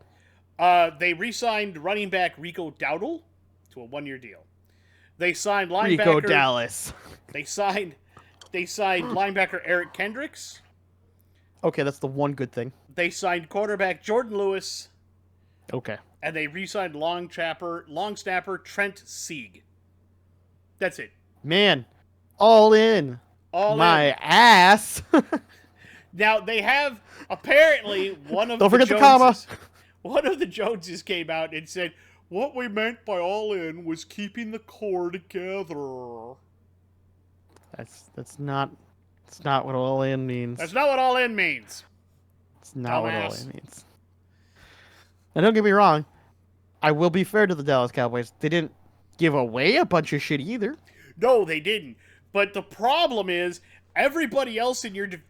Well, not all of them got better, but most of them got better. Most of them got at least a little bit better, or made flashy moves. One of the teams, one of your biggest rivals, got significantly better. Yes. Even the Giants, you could say, maybe got a little better. I think they did. You want to talk about that, or do you want to keep shitting on the Cowboys? All I'm going to say left about the Cowboys is, what was your plan going into free agency originally? Because I think you really thought you had something going, and then you didn't. I think and now I'm curious to know what happened. I think the funniest part is Derrick Henry bought a house in Dallas. Yeah, people kept being like, he's coming to Dallas. He's coming to Dallas. And then he went to Baltimore. And I think he made fun of that, too. Like, I don't even know that home. Apparently something like they didn't even contact him. No, apparently not. Like, What? What are you doing? What are you doing, guys? I think what happened is Jerry Jones fell asleep and they couldn't wake him up. Also, who's their running back? Because they don't have Pollard anymore. Yep, Pollard's gone. Maybe they'll draft one? Is there even one worth drafting? There's at least two. Not in the first round, I would think. No, I would say second, but one of them So, could slip like- into the bottom of the first, and I But wouldn't you be see what I'm mad saying? Like, at it's it. kind of weird. Because the big one, there's two of them that I kind of like. There's one from three of them. There's one from Michigan named Blake Corum, who isn't bad, but he's more of a second, third round guy. They've also got a Florida State guy that's more of a high second, and then there's Brooks. Jonathan Brooks is, I believe, his name, and he's from Texas, UT, and he's a high second, low first, in my opinion. He has not been a bad running back, but I mean, Dallas could snag him at the end of the first round, and it wouldn't surprise me any. It's just weird. This is a weird. Okay. Anyways, Anyways, let's talk about the New York Giants. So they signed QB Drew Lock to a 1-year, $5 million deal with $4.95 million guaranteed. So basically, most of the contract was guaranteed. And I actually don't hate this move because, one, Drew Lock proved when he was with Seattle that he can still play football because the Broncos just suck ass. And honestly, I keep hearing rumors that the Giants are really wanting to move on from Danny Dimes. So this might be part of that play. What?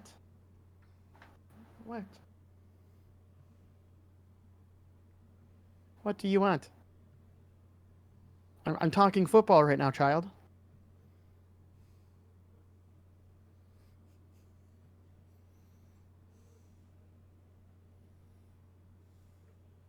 You good now? All right.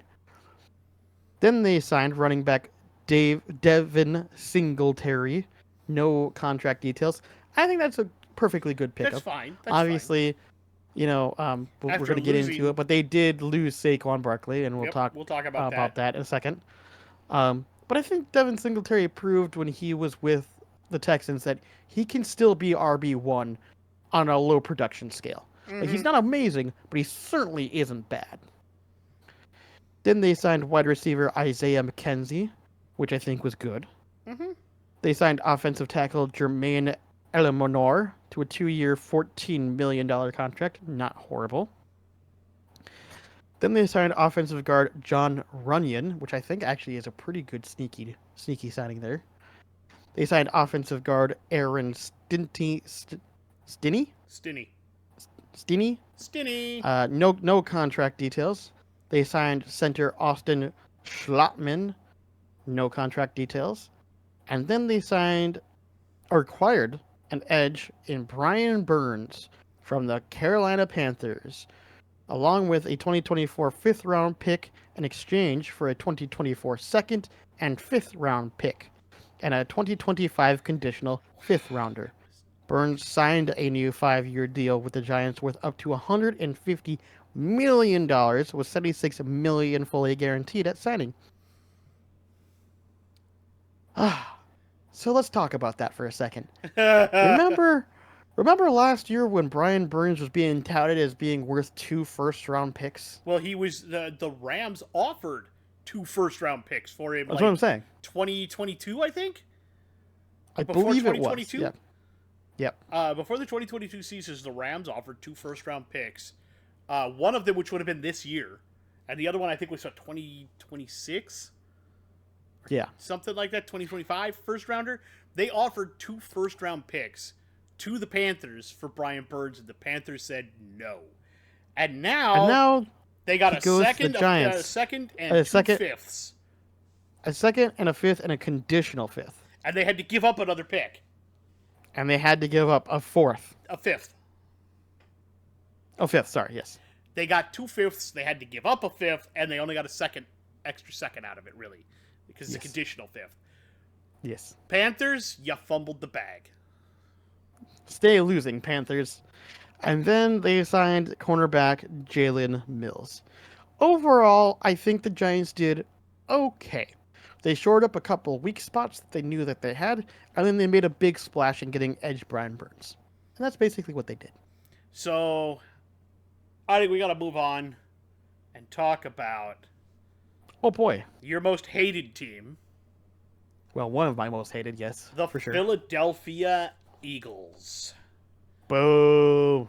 So first, they acquired a backup QB by trading for him with the Steelers. They got Kenny Pickett, and they got a 4th-round pick in 2024 for him in exchange for a 2024 third and 2 2025 sevenths. Stay losing, Steelers. Actually, the Steelers got more for Pickett than they gave up to get Fields. I know, but Stay at the same losing time, Chicago. well, stay losing Chicago as well. I just think the Steelers had. Yeah, I think they were jackoffs about this. Yeah. Then the Eagles signed running back Saquon Barkley to a 3-year, $37.75 million deal with $25.5 million fully guaranteed at signing. Yeah, that sounds about right. Yeah, and I think it makes the Eagles better. In case you also are unawares, they moved on from their other running back, DeAndre Swift. Yes, they did. And we will talk about him when we get there, but he is When we get there. he is back somewhere closer to home where he was. Yes. They also signed wide receiver Devontae Parker, who was cut from the Steelers. Or not the Steelers, the Patriots. Patriots, yep. They signed him to a 1-year deal. They signed tight end Albert Ogwubuganam. Something like that. 1-year extension. They signed offensive guard Landon Dickerson agreed to a 4-year, $84 million extension that has a max value of $87 million and includes $50 million guaranteed. Worth it. Worth it. They agreed to terms on a 1-year deal with offensive guard Matt Hennessy. They re-signed edge Brandon Graham to a 1-year deal. They signed Bryce Huff, edge rusher, to a 3-year, $51.1 million contract. Slightly overpaid. Slightly, but I think they're also maybe looking to trade Hassan Reddick. Then okay, that makes sense. They signed linebacker Zach Bound to a 1-year deal. Linebacker Oren Burks to a 1-year deal. Linebacker Julian Okwara signed to a free agent deal. They signed linebacker Devin White to a 1-year, $7.5 million deal. They brought back, because he was on the team when they were when they went to the Super Bowl and then signed with the Lions for a year and now is back with the Eagles, C.J. Gardner-Johnson, for a 3-year deal worth up to $33 million. They agreed to terms on an extension for kicker Jake Elliott, $24 million that includes $14.2 million guaranteed. Worth it. They signed punter Brandon Mann to a 1-year deal and long snapper Rick Lovato to a 2-year extension. We also need to say Jason Kelce retired. Jason Kelce did retire, yes. Jason Kelce retired. I don't know if we talked about it or not. I thought we brought it up before, but I could be wrong. You could be wrong. Well, there's another, two retirements. In fact, we should have already talked about one. So I'll bring it up now. The Cowboys had linebacker Leighton Vander Esch retired after 6 seasons. He did break his damn neck. I think he said the body just won't do what I want it to do. Which, fair. Fair. Dude, go retire. You broke yourself for football. You're good now. I hate to see that the Eagles got better. Oh, they got I don't think there's a question. I don't think there's a question they got better. I don't think there's a question they got better. Bryce Huff, Saquon Barkley, Gardner-Johnson. Look, they got better everywhere. They did. They are determined. I don't like it, but they did. They are determined not to have the same fall off they did last year. And in fact, on the New Heights podcast, Travis has been teasing Jason that he should unretire just so he can block for Saquon. and Jason is like, man, I retire and they get Saquon Barkley. What the hell, man? Yeah, right. All right. Let's talk about another team that's in this division called the Washington Commanders. And they did a lot of kind of interesting things. Yeah, I don't know what to make of this. So first and foremost, they signed QB Marcus Mariota to a 1-year, $6 million contract with up to $10 million with incentives. It's very clear that, we know the Commanders have the second pick. They're going to pick what they think is the best QB after Caleb Williams goes in the first. Um, which, if that's either going to be Drake May or Jaden Daniels, don't know yet, but it's probably going to be one of the two. And I am fairly positive Marcus Mariota is simply a stopgap. They'll throw him in first because they don't want to throw in the rookie, and then partway through the season they'll decide, is Marcus Mariota doing well enough to continue finishing the year, or do we want to throw in the rookie? And I think that's all he is. So Marcus Mariota is basically a bridge QB at this point, which that's fine. It is what it is. I don't think he's a bad QB, and in fact, if the Commanders go for like Jaden Daniels, it makes sense because Marcus Mariota is already kind of that. I'm gonna move. I'm athletic, and I can also throw the ball fairly accurately, which is basically what Jaden Daniels is. So if they end up having Jaden Daniels go in, the offense won't have to change that much to be around him, if that makes sense. But we'll see. Then they signed running back Austin Eckler to a 2-year deal worth up to $11.43 million and receives a $3 million signing bonus and a $4.82 million in year one of the contract. This is a weird one for me because while I don't think Austin Eckler is bad, and I don't think that contract's even that bad, to be honest, for him, I am a little confused because the running back at Washington is already pretty good. So my guess is that they just want Eckler as a good second back, in which case this makes sense. If they just want Eckler as a second back or on like a third down situation, or maybe a short running yardage back third by downs, committee situation. I think he's going to be a second back, to be honest. I think they're just going to have him be second back who, when the other guy gets tired, they'll throw in Austin Eckler, and Austin Eckler can be that third down short yard guy as well because he's more of a power back in that way. I think that makes some sense. But that's just me. We'll see how it goes, but it is kind of weird. Anyways, moving on, wide receiver Jamison Crowder re-signs a free agent deal, which is fine. Tight end Zach Ertz signed a 1-year deal with $5 million, which is actually pretty good for a dirt cheap tight end. That's actually really good. They signed offensive guard Nick Algoretti to a 3-year, $16 million deal. That's dirt cheap for that guy. I think that's really good. They signed center Tyler Biadazi to a 3-year, $30 million contract. Not going to complain about that. Not at all. They signed edge Dorrance Armstrong to a 3-year deal worth up to $45 million.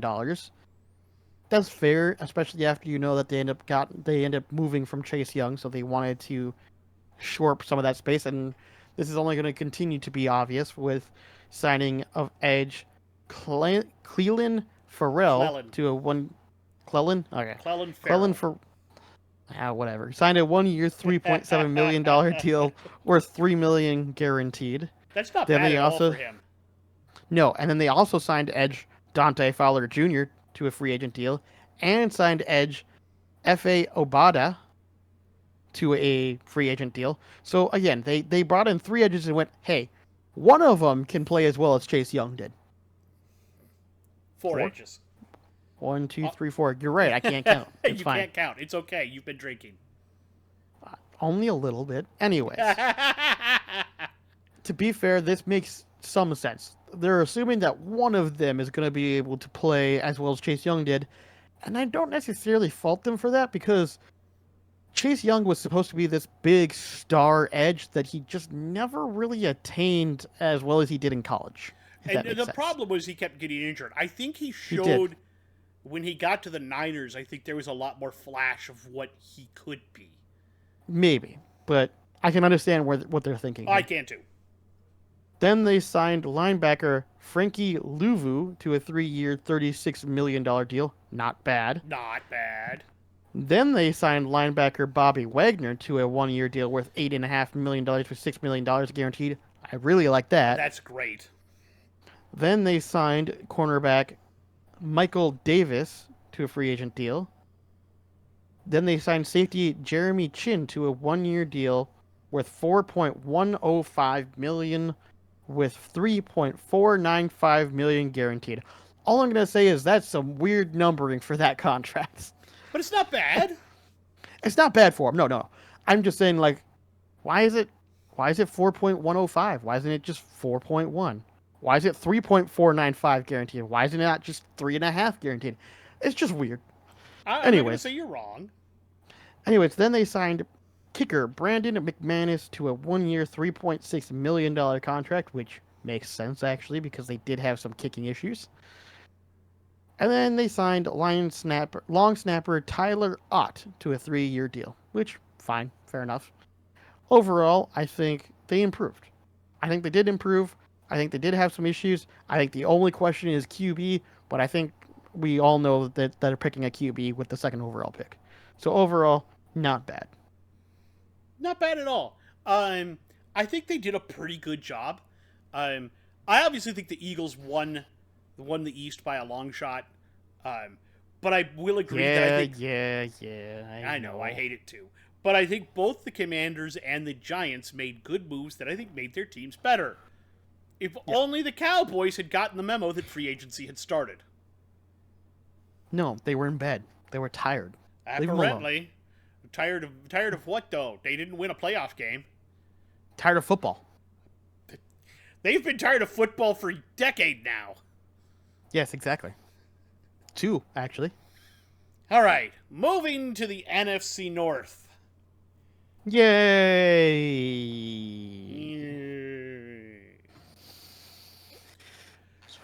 All right. The Chicago Bears. We obviously know now that they are keeping the first overall pick. Yes. So what have they done?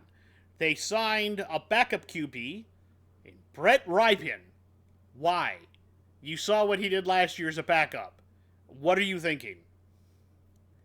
Because he did okay.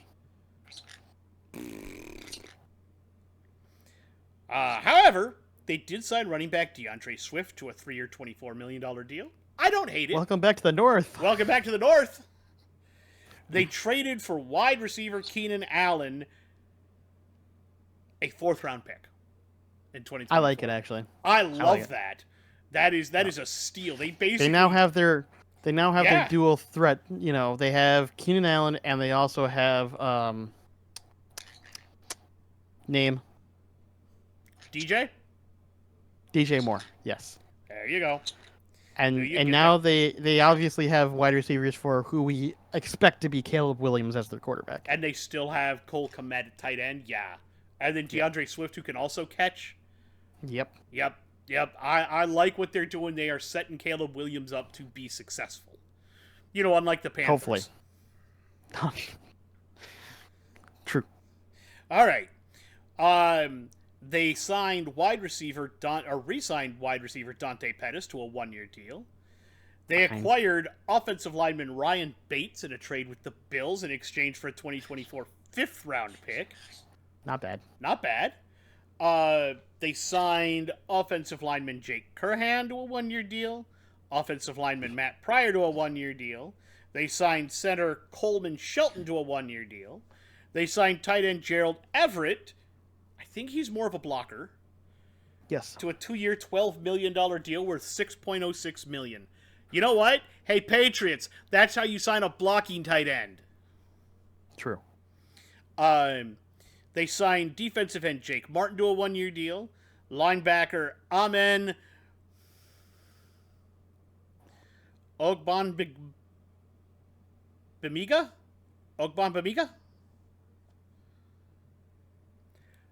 Long last name. Bemiga? Yeah, that's a hard one. Amen Og. Amen Og. Me caveman, Amen Og. Signed a 1-year, $2.1 million deal with a max value of $2.5 million. They re-signed Jalen Johnson. Now, this is someone that everybody thought would be traded away.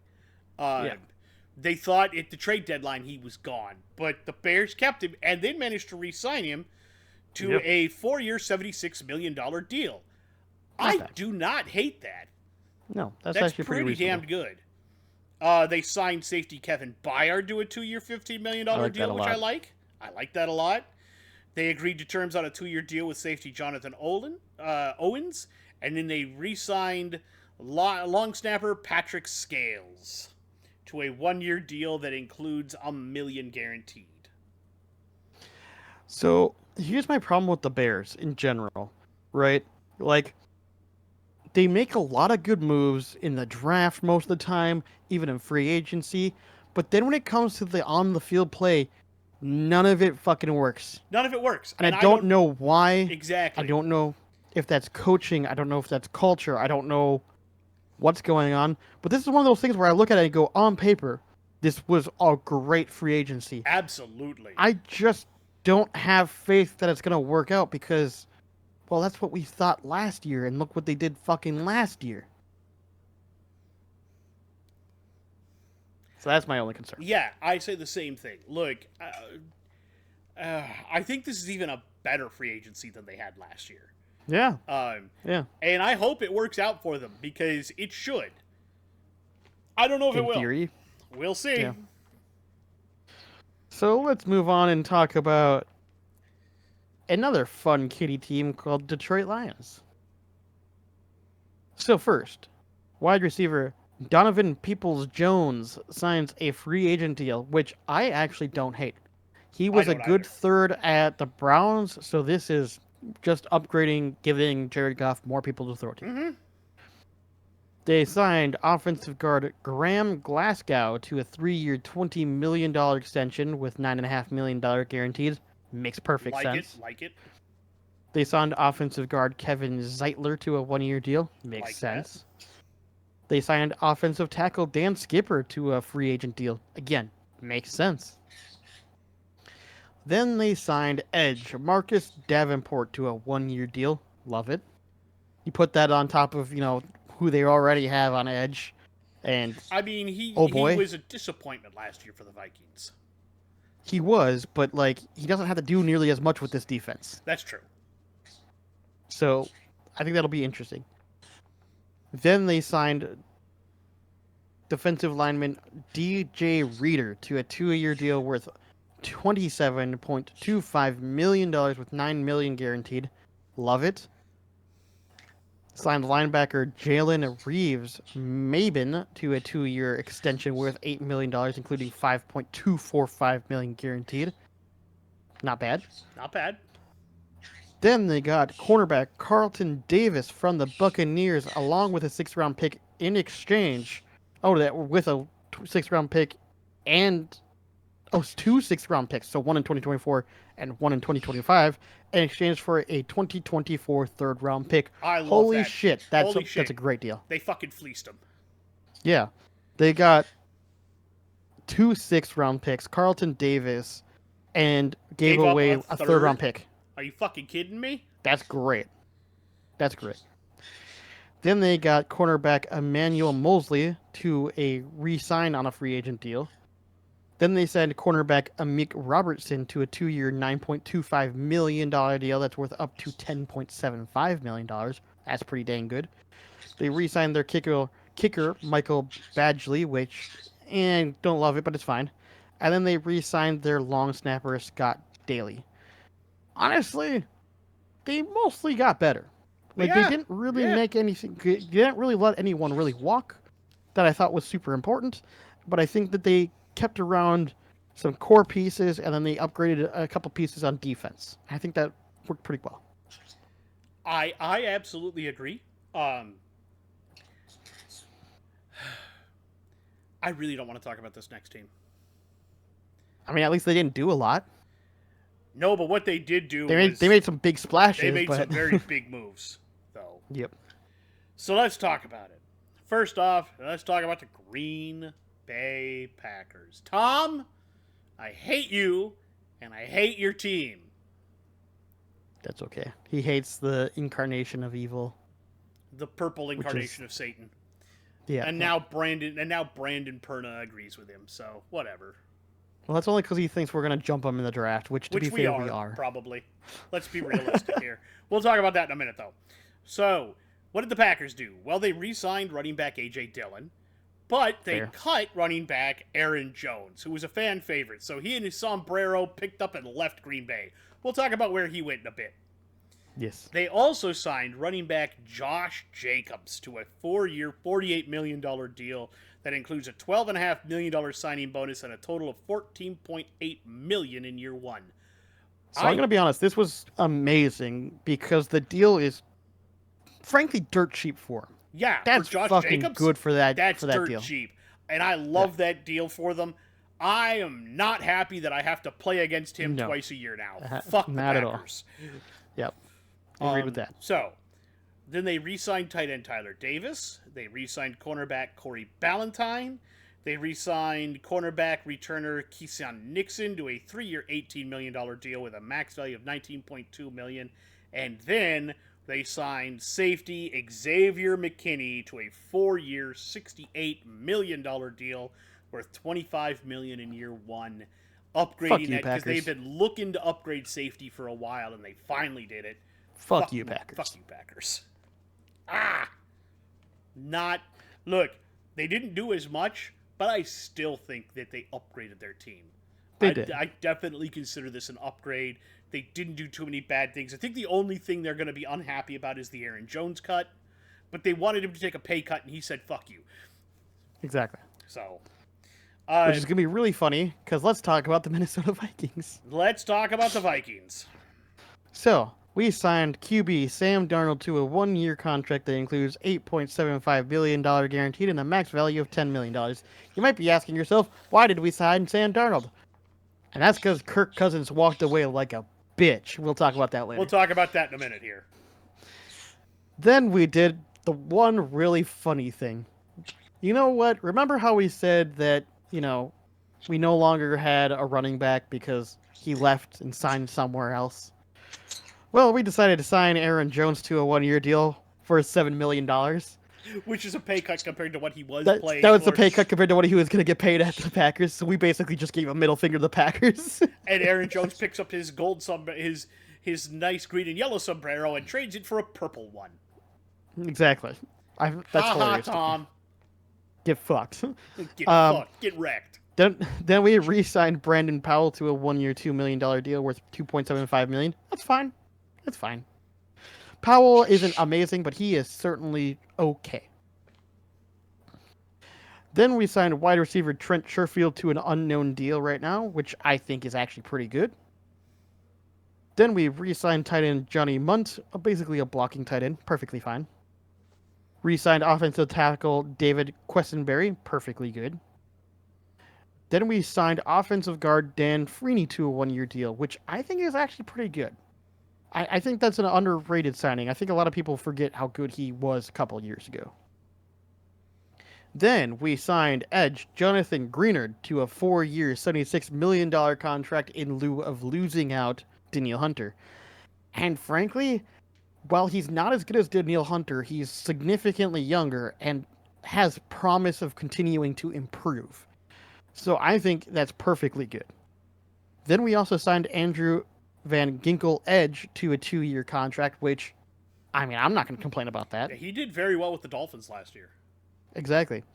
Then we also signed defensive tackle Jerry Tillery to a 1-year deal worth up to $3.75 million deals. I'm not going to complain about that. Re-signed defensive lineman Jonathan Bullard. We signed defensive lineman Jonah Williams. Then we signed linebacker Blake Cashman to a 3-year contract worth $25.2 million. Love it. Fucking love it. I love it because he's from the area. He's from Eden Prairie. He's from Eden Prairie, he played exactly. at the University of Minnesota. He's coming home. It's coming home. Then we signed cornerback Shaquille Griffin.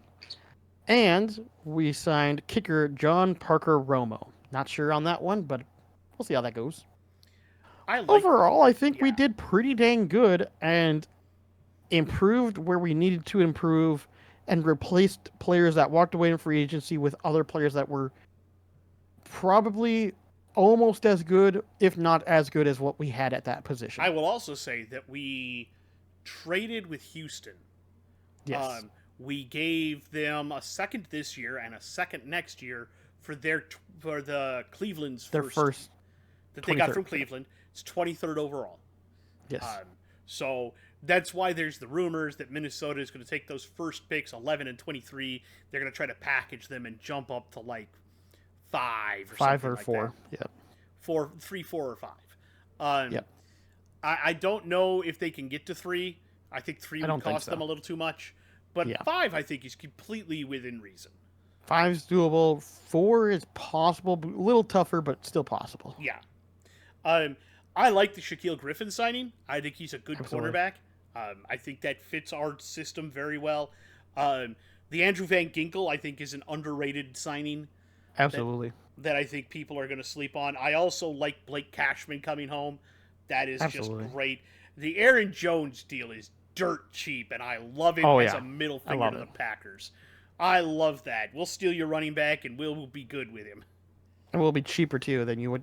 So. Ha ha. Now, So, as to if you were to ask me who won in this division, I think it's probably actually between the Vikings and the Lions, to be completely I honest. was going to go with the Bears. I can't put the Bears only because We know what happens I every time they have a just good can't offseason. trust them. Yeah, no, exactly. But just on paper, the Bears did a fantastic job. Stop pushing your butt against my hand. But Dad, I want to twerk. Stop it.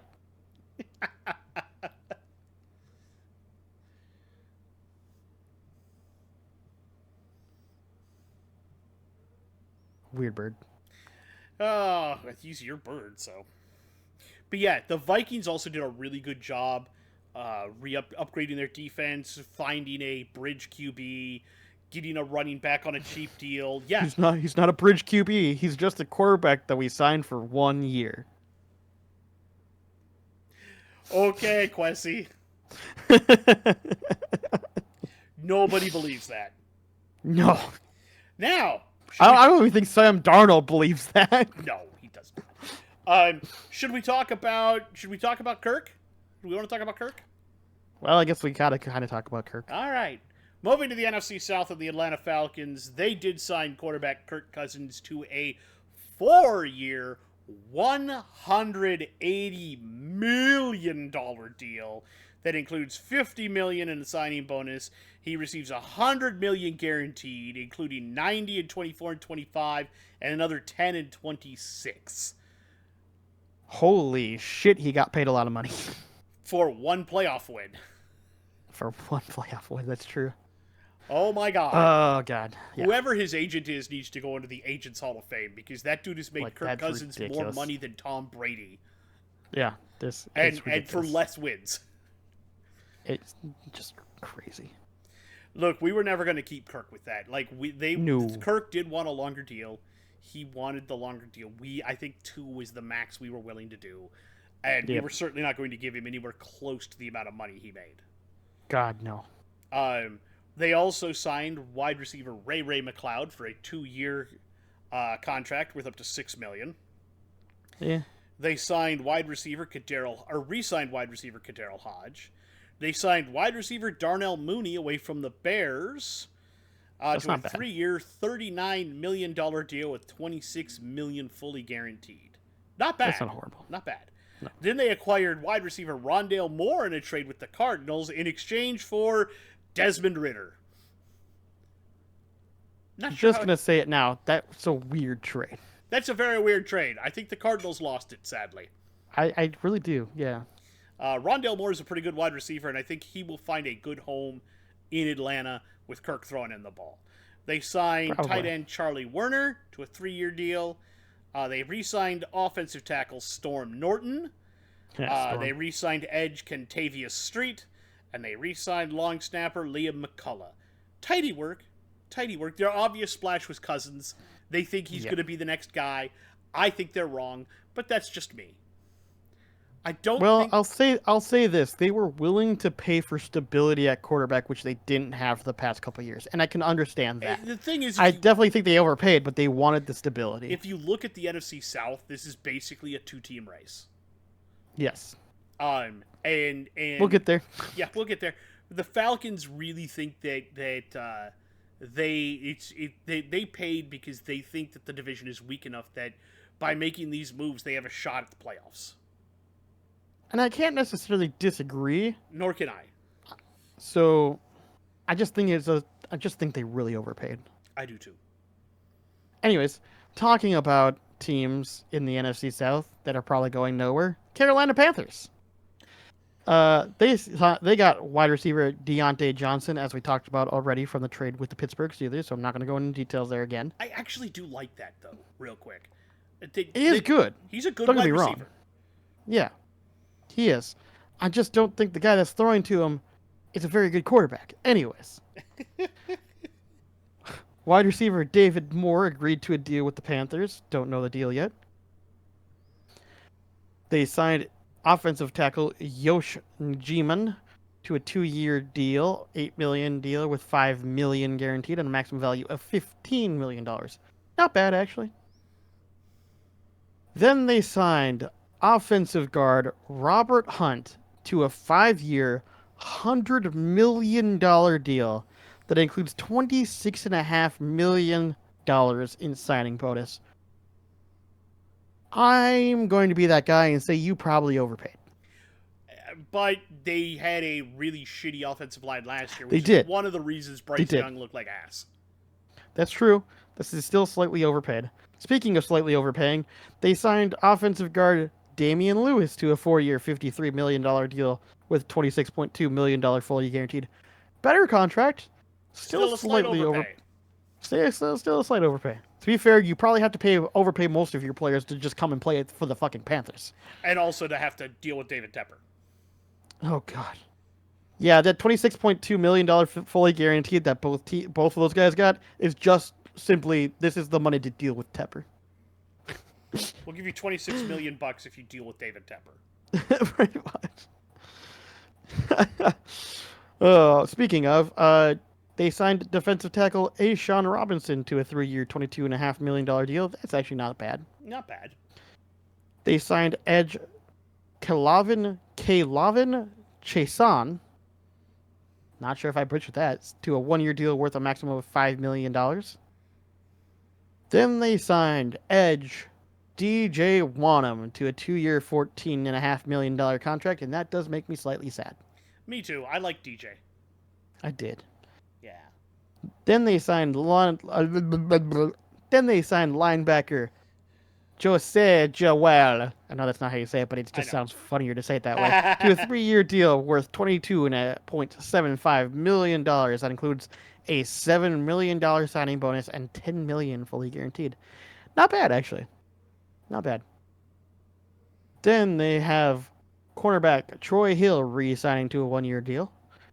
Then they also signed cornerback Dane Jackson to a 2-year deal worth $14.5 million. Not bad. Not bad. But then they signed safety Jordan Fuller to a 1-year deal worth up to $5.25 million. And I think that's actually pretty decent.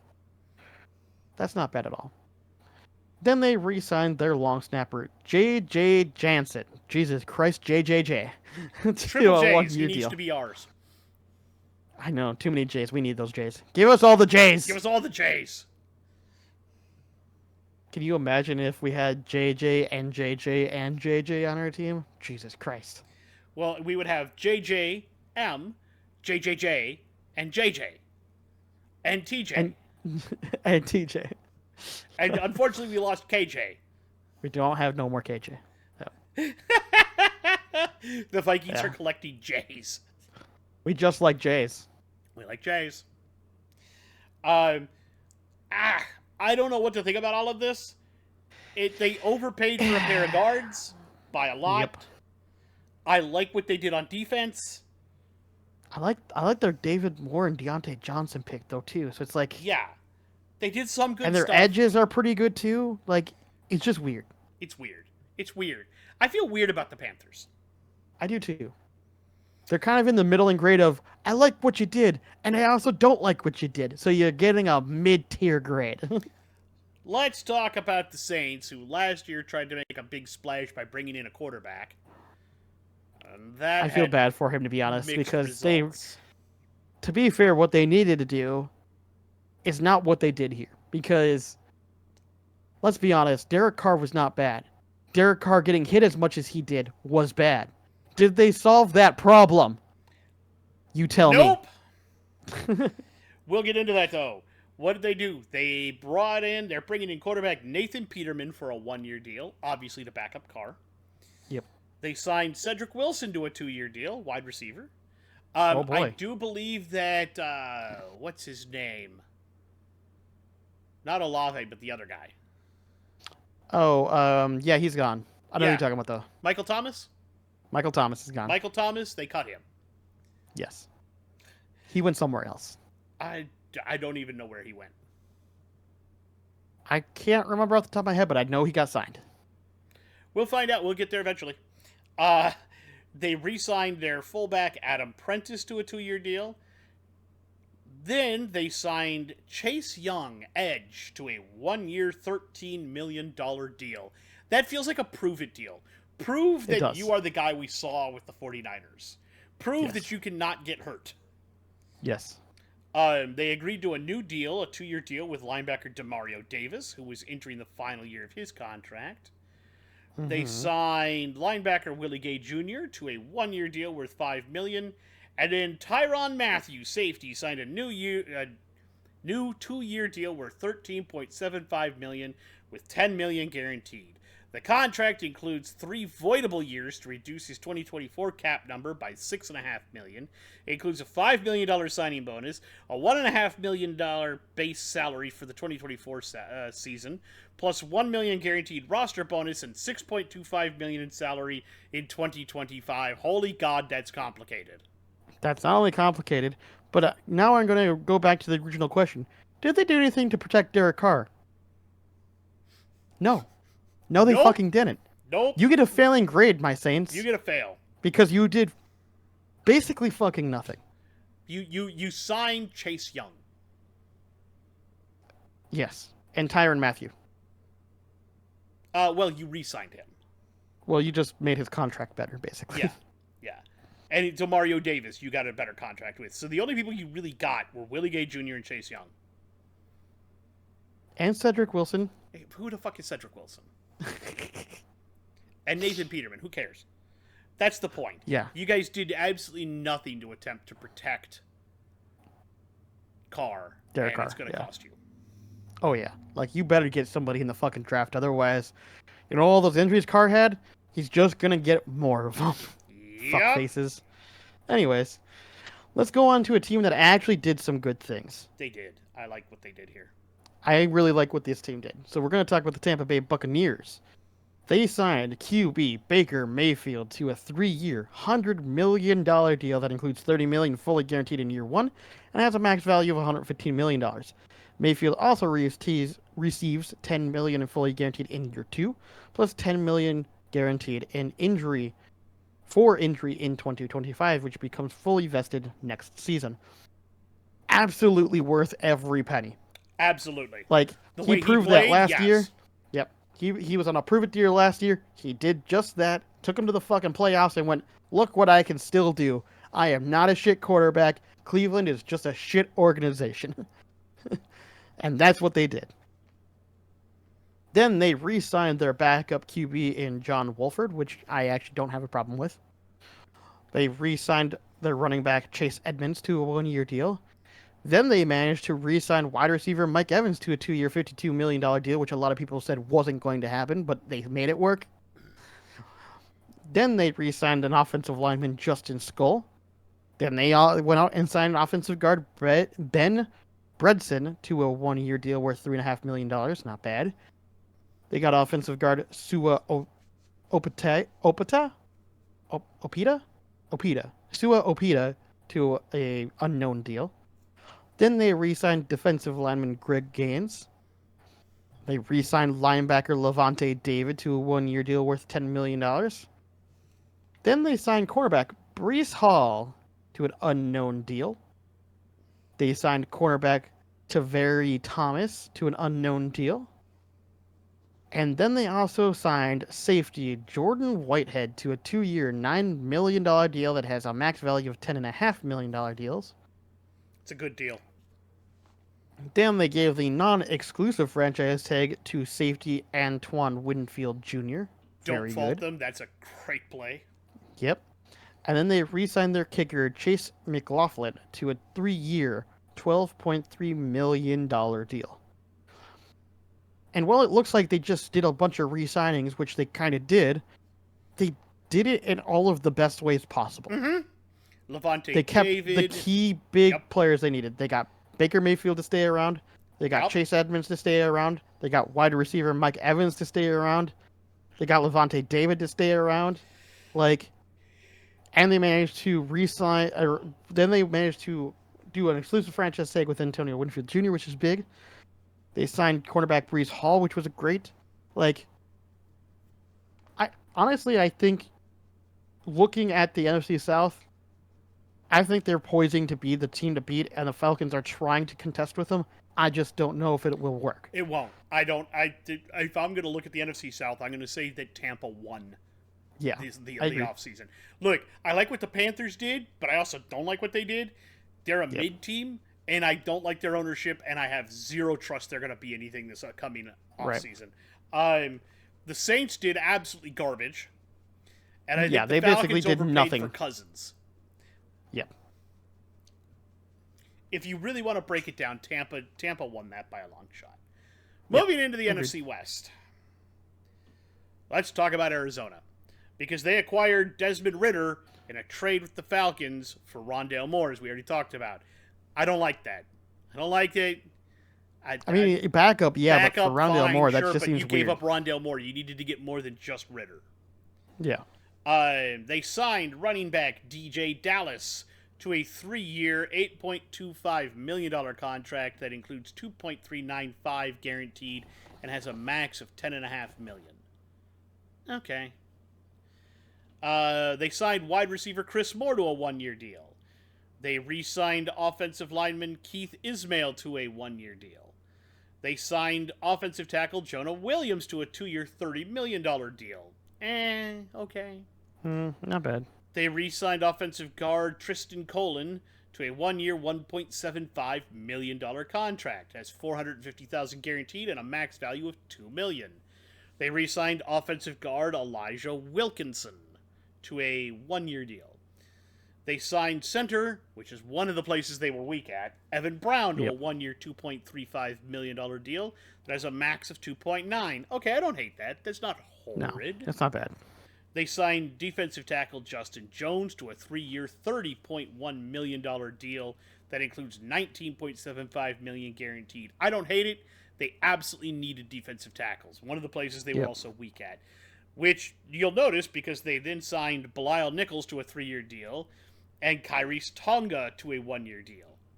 So they identified that and went, we have a defensive tackle problem. They re-signed linebacker Chris Barnes to a 1-year deal. They signed linebacker Mac Wilson to a 3-year, $12.75 million contract that's worth up to $15 million. They also had a problem at cornerback and addressed it by signing Sean Murphy Bunting to a 3-year, $25.5 million deal that includes $17.5 million guaranteed. I don't hate that. I think that's a good job for them. Long snapper Aaron Brewer re-signed a 1-year deal, and they re-signed punter Blake Gillikin to a 2-year deal. I don't hate what they did, but I don't love it. There's still a lot of problems here. Yeah, I agree with that. They definitely shored up pieces of their defense that needed to be shored up. Cornerback, defensive tackle, a little bit at linebacker. So I'm not mad at that. But trading away Rondale Moore for Desmond Ridder was dumb. Yeah. Agreed. So, could be worse. Could be a lot worse. So let's talk about the LA Rams, and apparently you and I need to apologize to Jimmy G, because apparently this happened and neither one of us heard about it. Quarterback Jimmy G signs a 1-year deal with the LA Rams. Should we also point out that the Rams also had a retirement? They did. Aaron Donald did, in fact, retire and is no longer with the Rams. I feel really bad for the Rams because that's a major piece to lose. Yeah. Then they got wide receiver DeMarcus Robinson to re-sign on a 1-year deal worth $5 million. Not bad, actually. Not bad. He's pretty decent. Then they signed tight end Colby Parkinson to a 3-year, $22.5 million deal that includes $15.5 million guaranteed. I don't hate it. I don't love it, but I don't hate it. They re-signed offensive guard Kevin Dotson to a 3-year deal worth $48 million with $32 million guaranteed. That I do like. Mm-hmm. Mm-hmm. Then they signed offensive guard Jonah Jackson to a 3-year, $51 million deal that includes $34 million guaranteed. Again, I like it. They Mm-hmm. needed guards Mm-hmm. to keep protection up there. Makes sense. Then they signed cornerback Darius Williams to a 3-year, $22.5 million deal that has a max value of $30 million. Yep, they needed corners. I get it. And then they signed a 2-year deal with safety Cameron Curl worth $13 million, which isn't bad. And that's all they did. And while I like mostly what they did, they didn't really do a lot at all.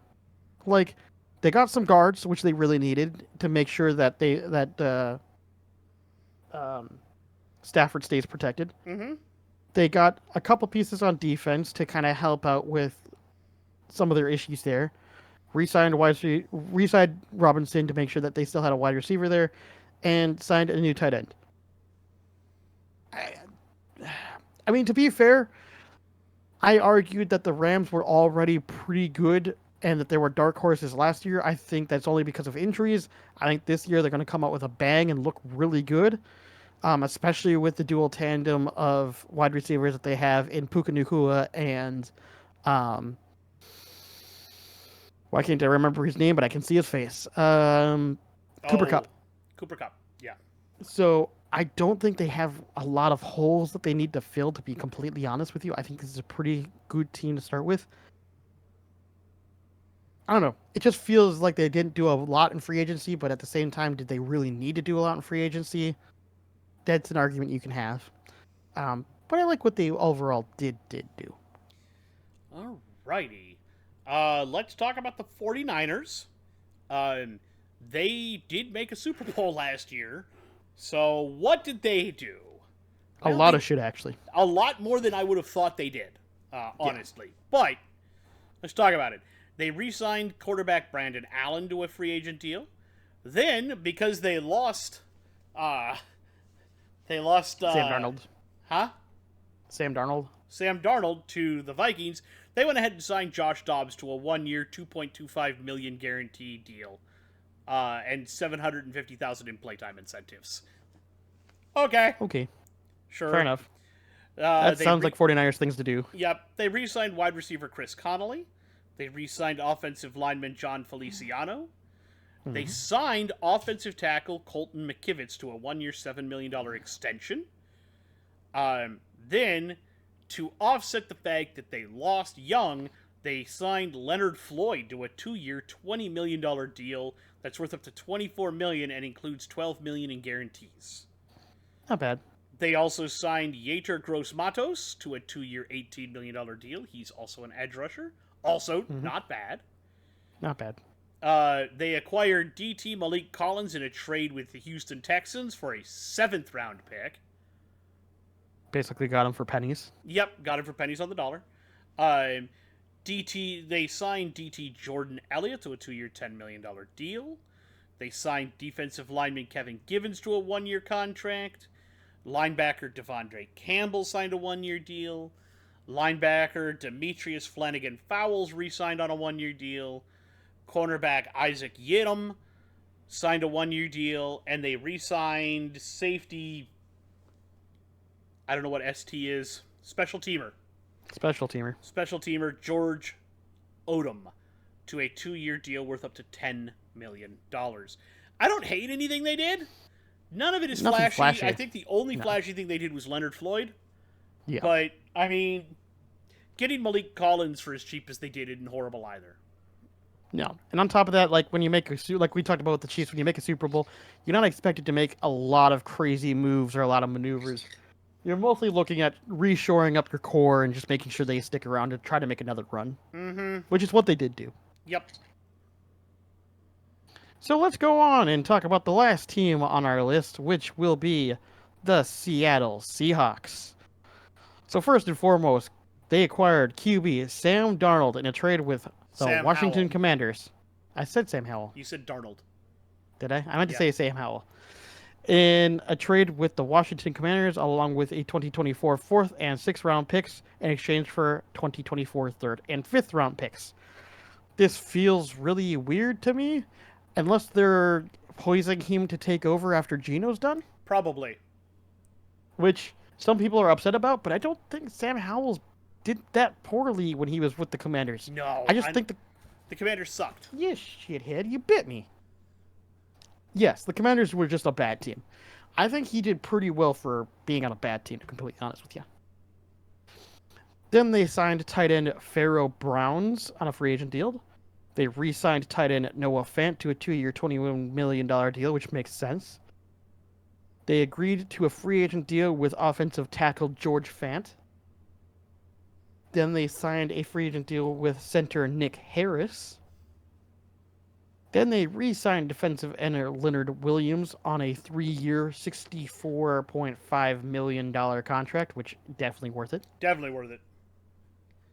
Defensive tackle Jonathan Hankins is expected to sign a free agent deal, but hasn't yet. Linebacker Jerome Baker is signing a 1-year deal worth $7 million. Linebacker Terrell Dotson is signing a free agent deal. Cornerback Artie Burns is re-signing with the Seahawks. Cornerback Kayvon Wallace is signing a 1-year deal. Safety Rayshon Jenkins is signing a free agent deal. A lot of just free agent deals, not really giving a lot of money to talk about, or years, really. The only big things they did was get Sam Howell, which is kind of a funny thing to say that was a big thing, and re-signing Leonard Williams. Yep. Like, they didn't... I wouldn't say that what they did was bad. They just didn't do a lot. Nope. And I don't really know how much they really needed to do, to be honest. They got bit by the injury bug last year. Yeah, that's fair. And I think they're in a good spot, because the year before they made the playoffs, I think they just got bit by the injury bug, and it cost them this last season. Yeah, I agree. So this is one of those divisions where none of the teams got significantly better, but none of them really got any worse. Exactly. That's what I was going to say. The only team I think that got better, and it's only because they were so bad to begin with, is Arizona. Arizona, I would argue the Rams got a little better because of the dual guards that they picked up to really protect Stafford. Yeah. But that's like you're clinching at straws for that argument. Arizona's really the only team that needed to do a whole lot to get better. Nobody else, like everybody else, is in a thinks they're in a pretty good position. One of them is, because they made the Super Bowl. They didn't win, exactly. but arguably, yeah. Yeah, exactly. But yeah, I mean, let's be realistic here. Arizona's really the only team that needed to improve, and I think they did.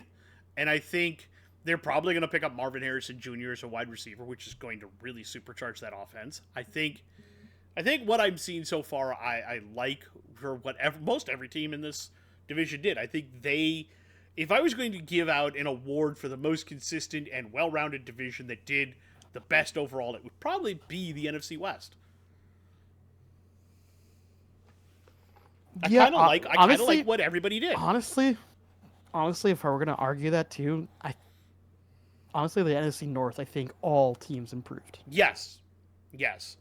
NFC North and NFC West. So I think, if I'm going to be honest, I think the NFC did better than the AFC in free agency this year. Granted, to also make the same argument, I think the NFC had more work to catch up to what the AFC was of last year, though. Yes. So, yes, it makes sense.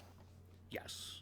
Except for the Cowboys, they decided they didn't want to do anything but go. They decided not to participate in free agency this year. Yeah, they just wanted to sleep. And Denver kind of did the same thing. Yeah, Denver snoozed a bit too. Yep. Oh, and so did the Saints. Ugh. I keep forgetting about that one, actually. Well, they're still under my radar that they actually got away with being under the radar.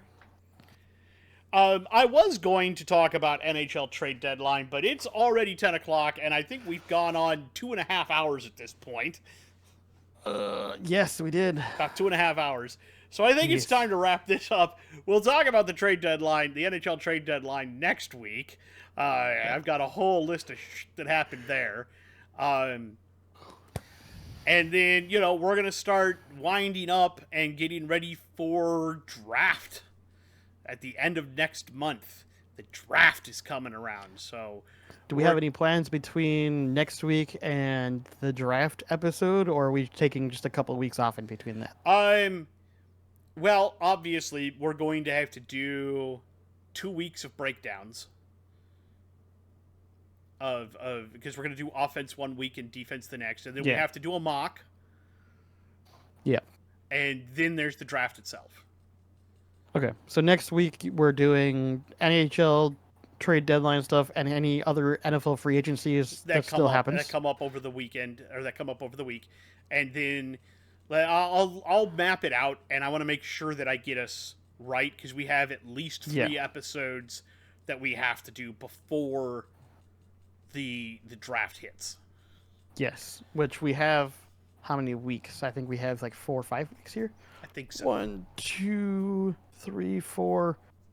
I think it's 5. When's the draft on start actually? Is that the 26th or? I think it's the 26th, isn't it? Hold on, I'll be able to tell you in a minute.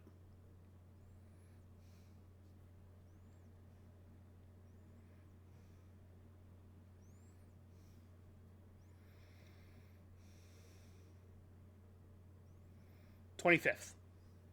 25th. So yeah, we have 5 weeks. Okay. And we need 3 episodes in 5 weeks. We need 3 episodes in 5 weeks, essentially. Yes. Which is fine. Well, next week we've got one. I'm definitely gonna need a week to research all the fucking theoretically we don't stuff even for the have draft that, because it's the end of April. We have an episode for next week. Well, if we're looking at Tuesday, I was gonna say we have an episode for next. So then we have the 2nd, the 9th, the 16th, and the 23rd. Do you want to do 2 episodes that week? Which week? Oh, you're talking about the 23rd? Yeah. 25th, because we're gonna. Well, yeah, we always do a special draft one. Yeah, okay. We always do a special draft. So if you want to, then we can do it that way. Then it's 4 weeks. So we can say we'll do next week. We'll skip the week the after first that, week of April, 2nd. Which works, because I'm not going to be here on the 2nd anyways. So that way we can go ahead. Yeah, Easter. Actually, I'm going to a concert. Okay, whatever. Point is, the 2nd. Actually, no, I'm going on a concert on the 9th. Shit. The concert's on the 9th. We'll work around it. But I have the 9th, 10th off, so we can do it on the 10th. It's fine. If we have to do it on the 10th, we'll do it on the 10th. But the point is, we'll do our offensive look on the 10th. We'll do our defensive look on the 16th.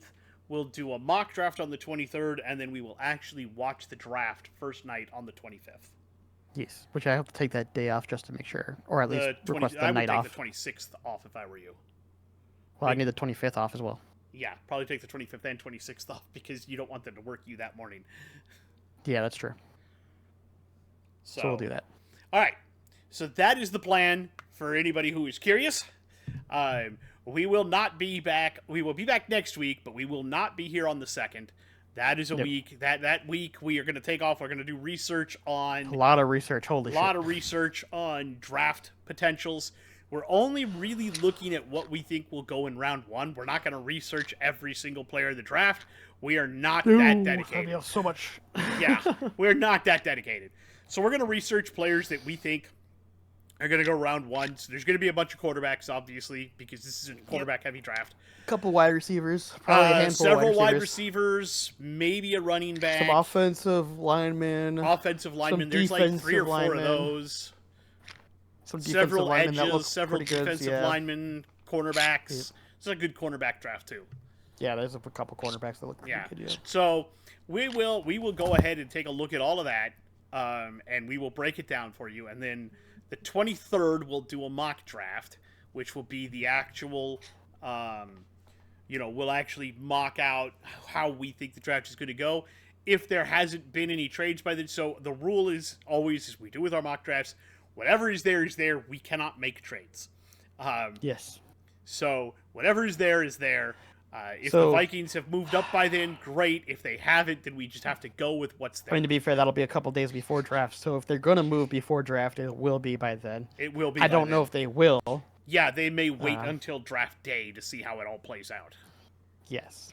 So we'll see how it all goes. We will talk to everybody later.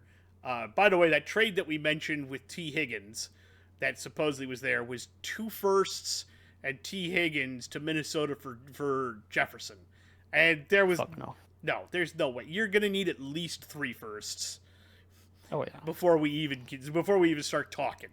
Yeah, exactly. Yeah, so it's not gonna happen. Everybody keeps saying he's gonna get traded on draft day. I don't think so. I'd be shocked. I would be super shocked. But yeah, you're gonna need a big package for somebody that talented. Anyway, at this point, we're gonna let everybody go. We hope that you've had a great week, and if not, we hope that it gets better for you. We hope that you accomplish whatever it is you put your mind to, and we will tell everybody out there: be awesome, do awesome, stay bearded.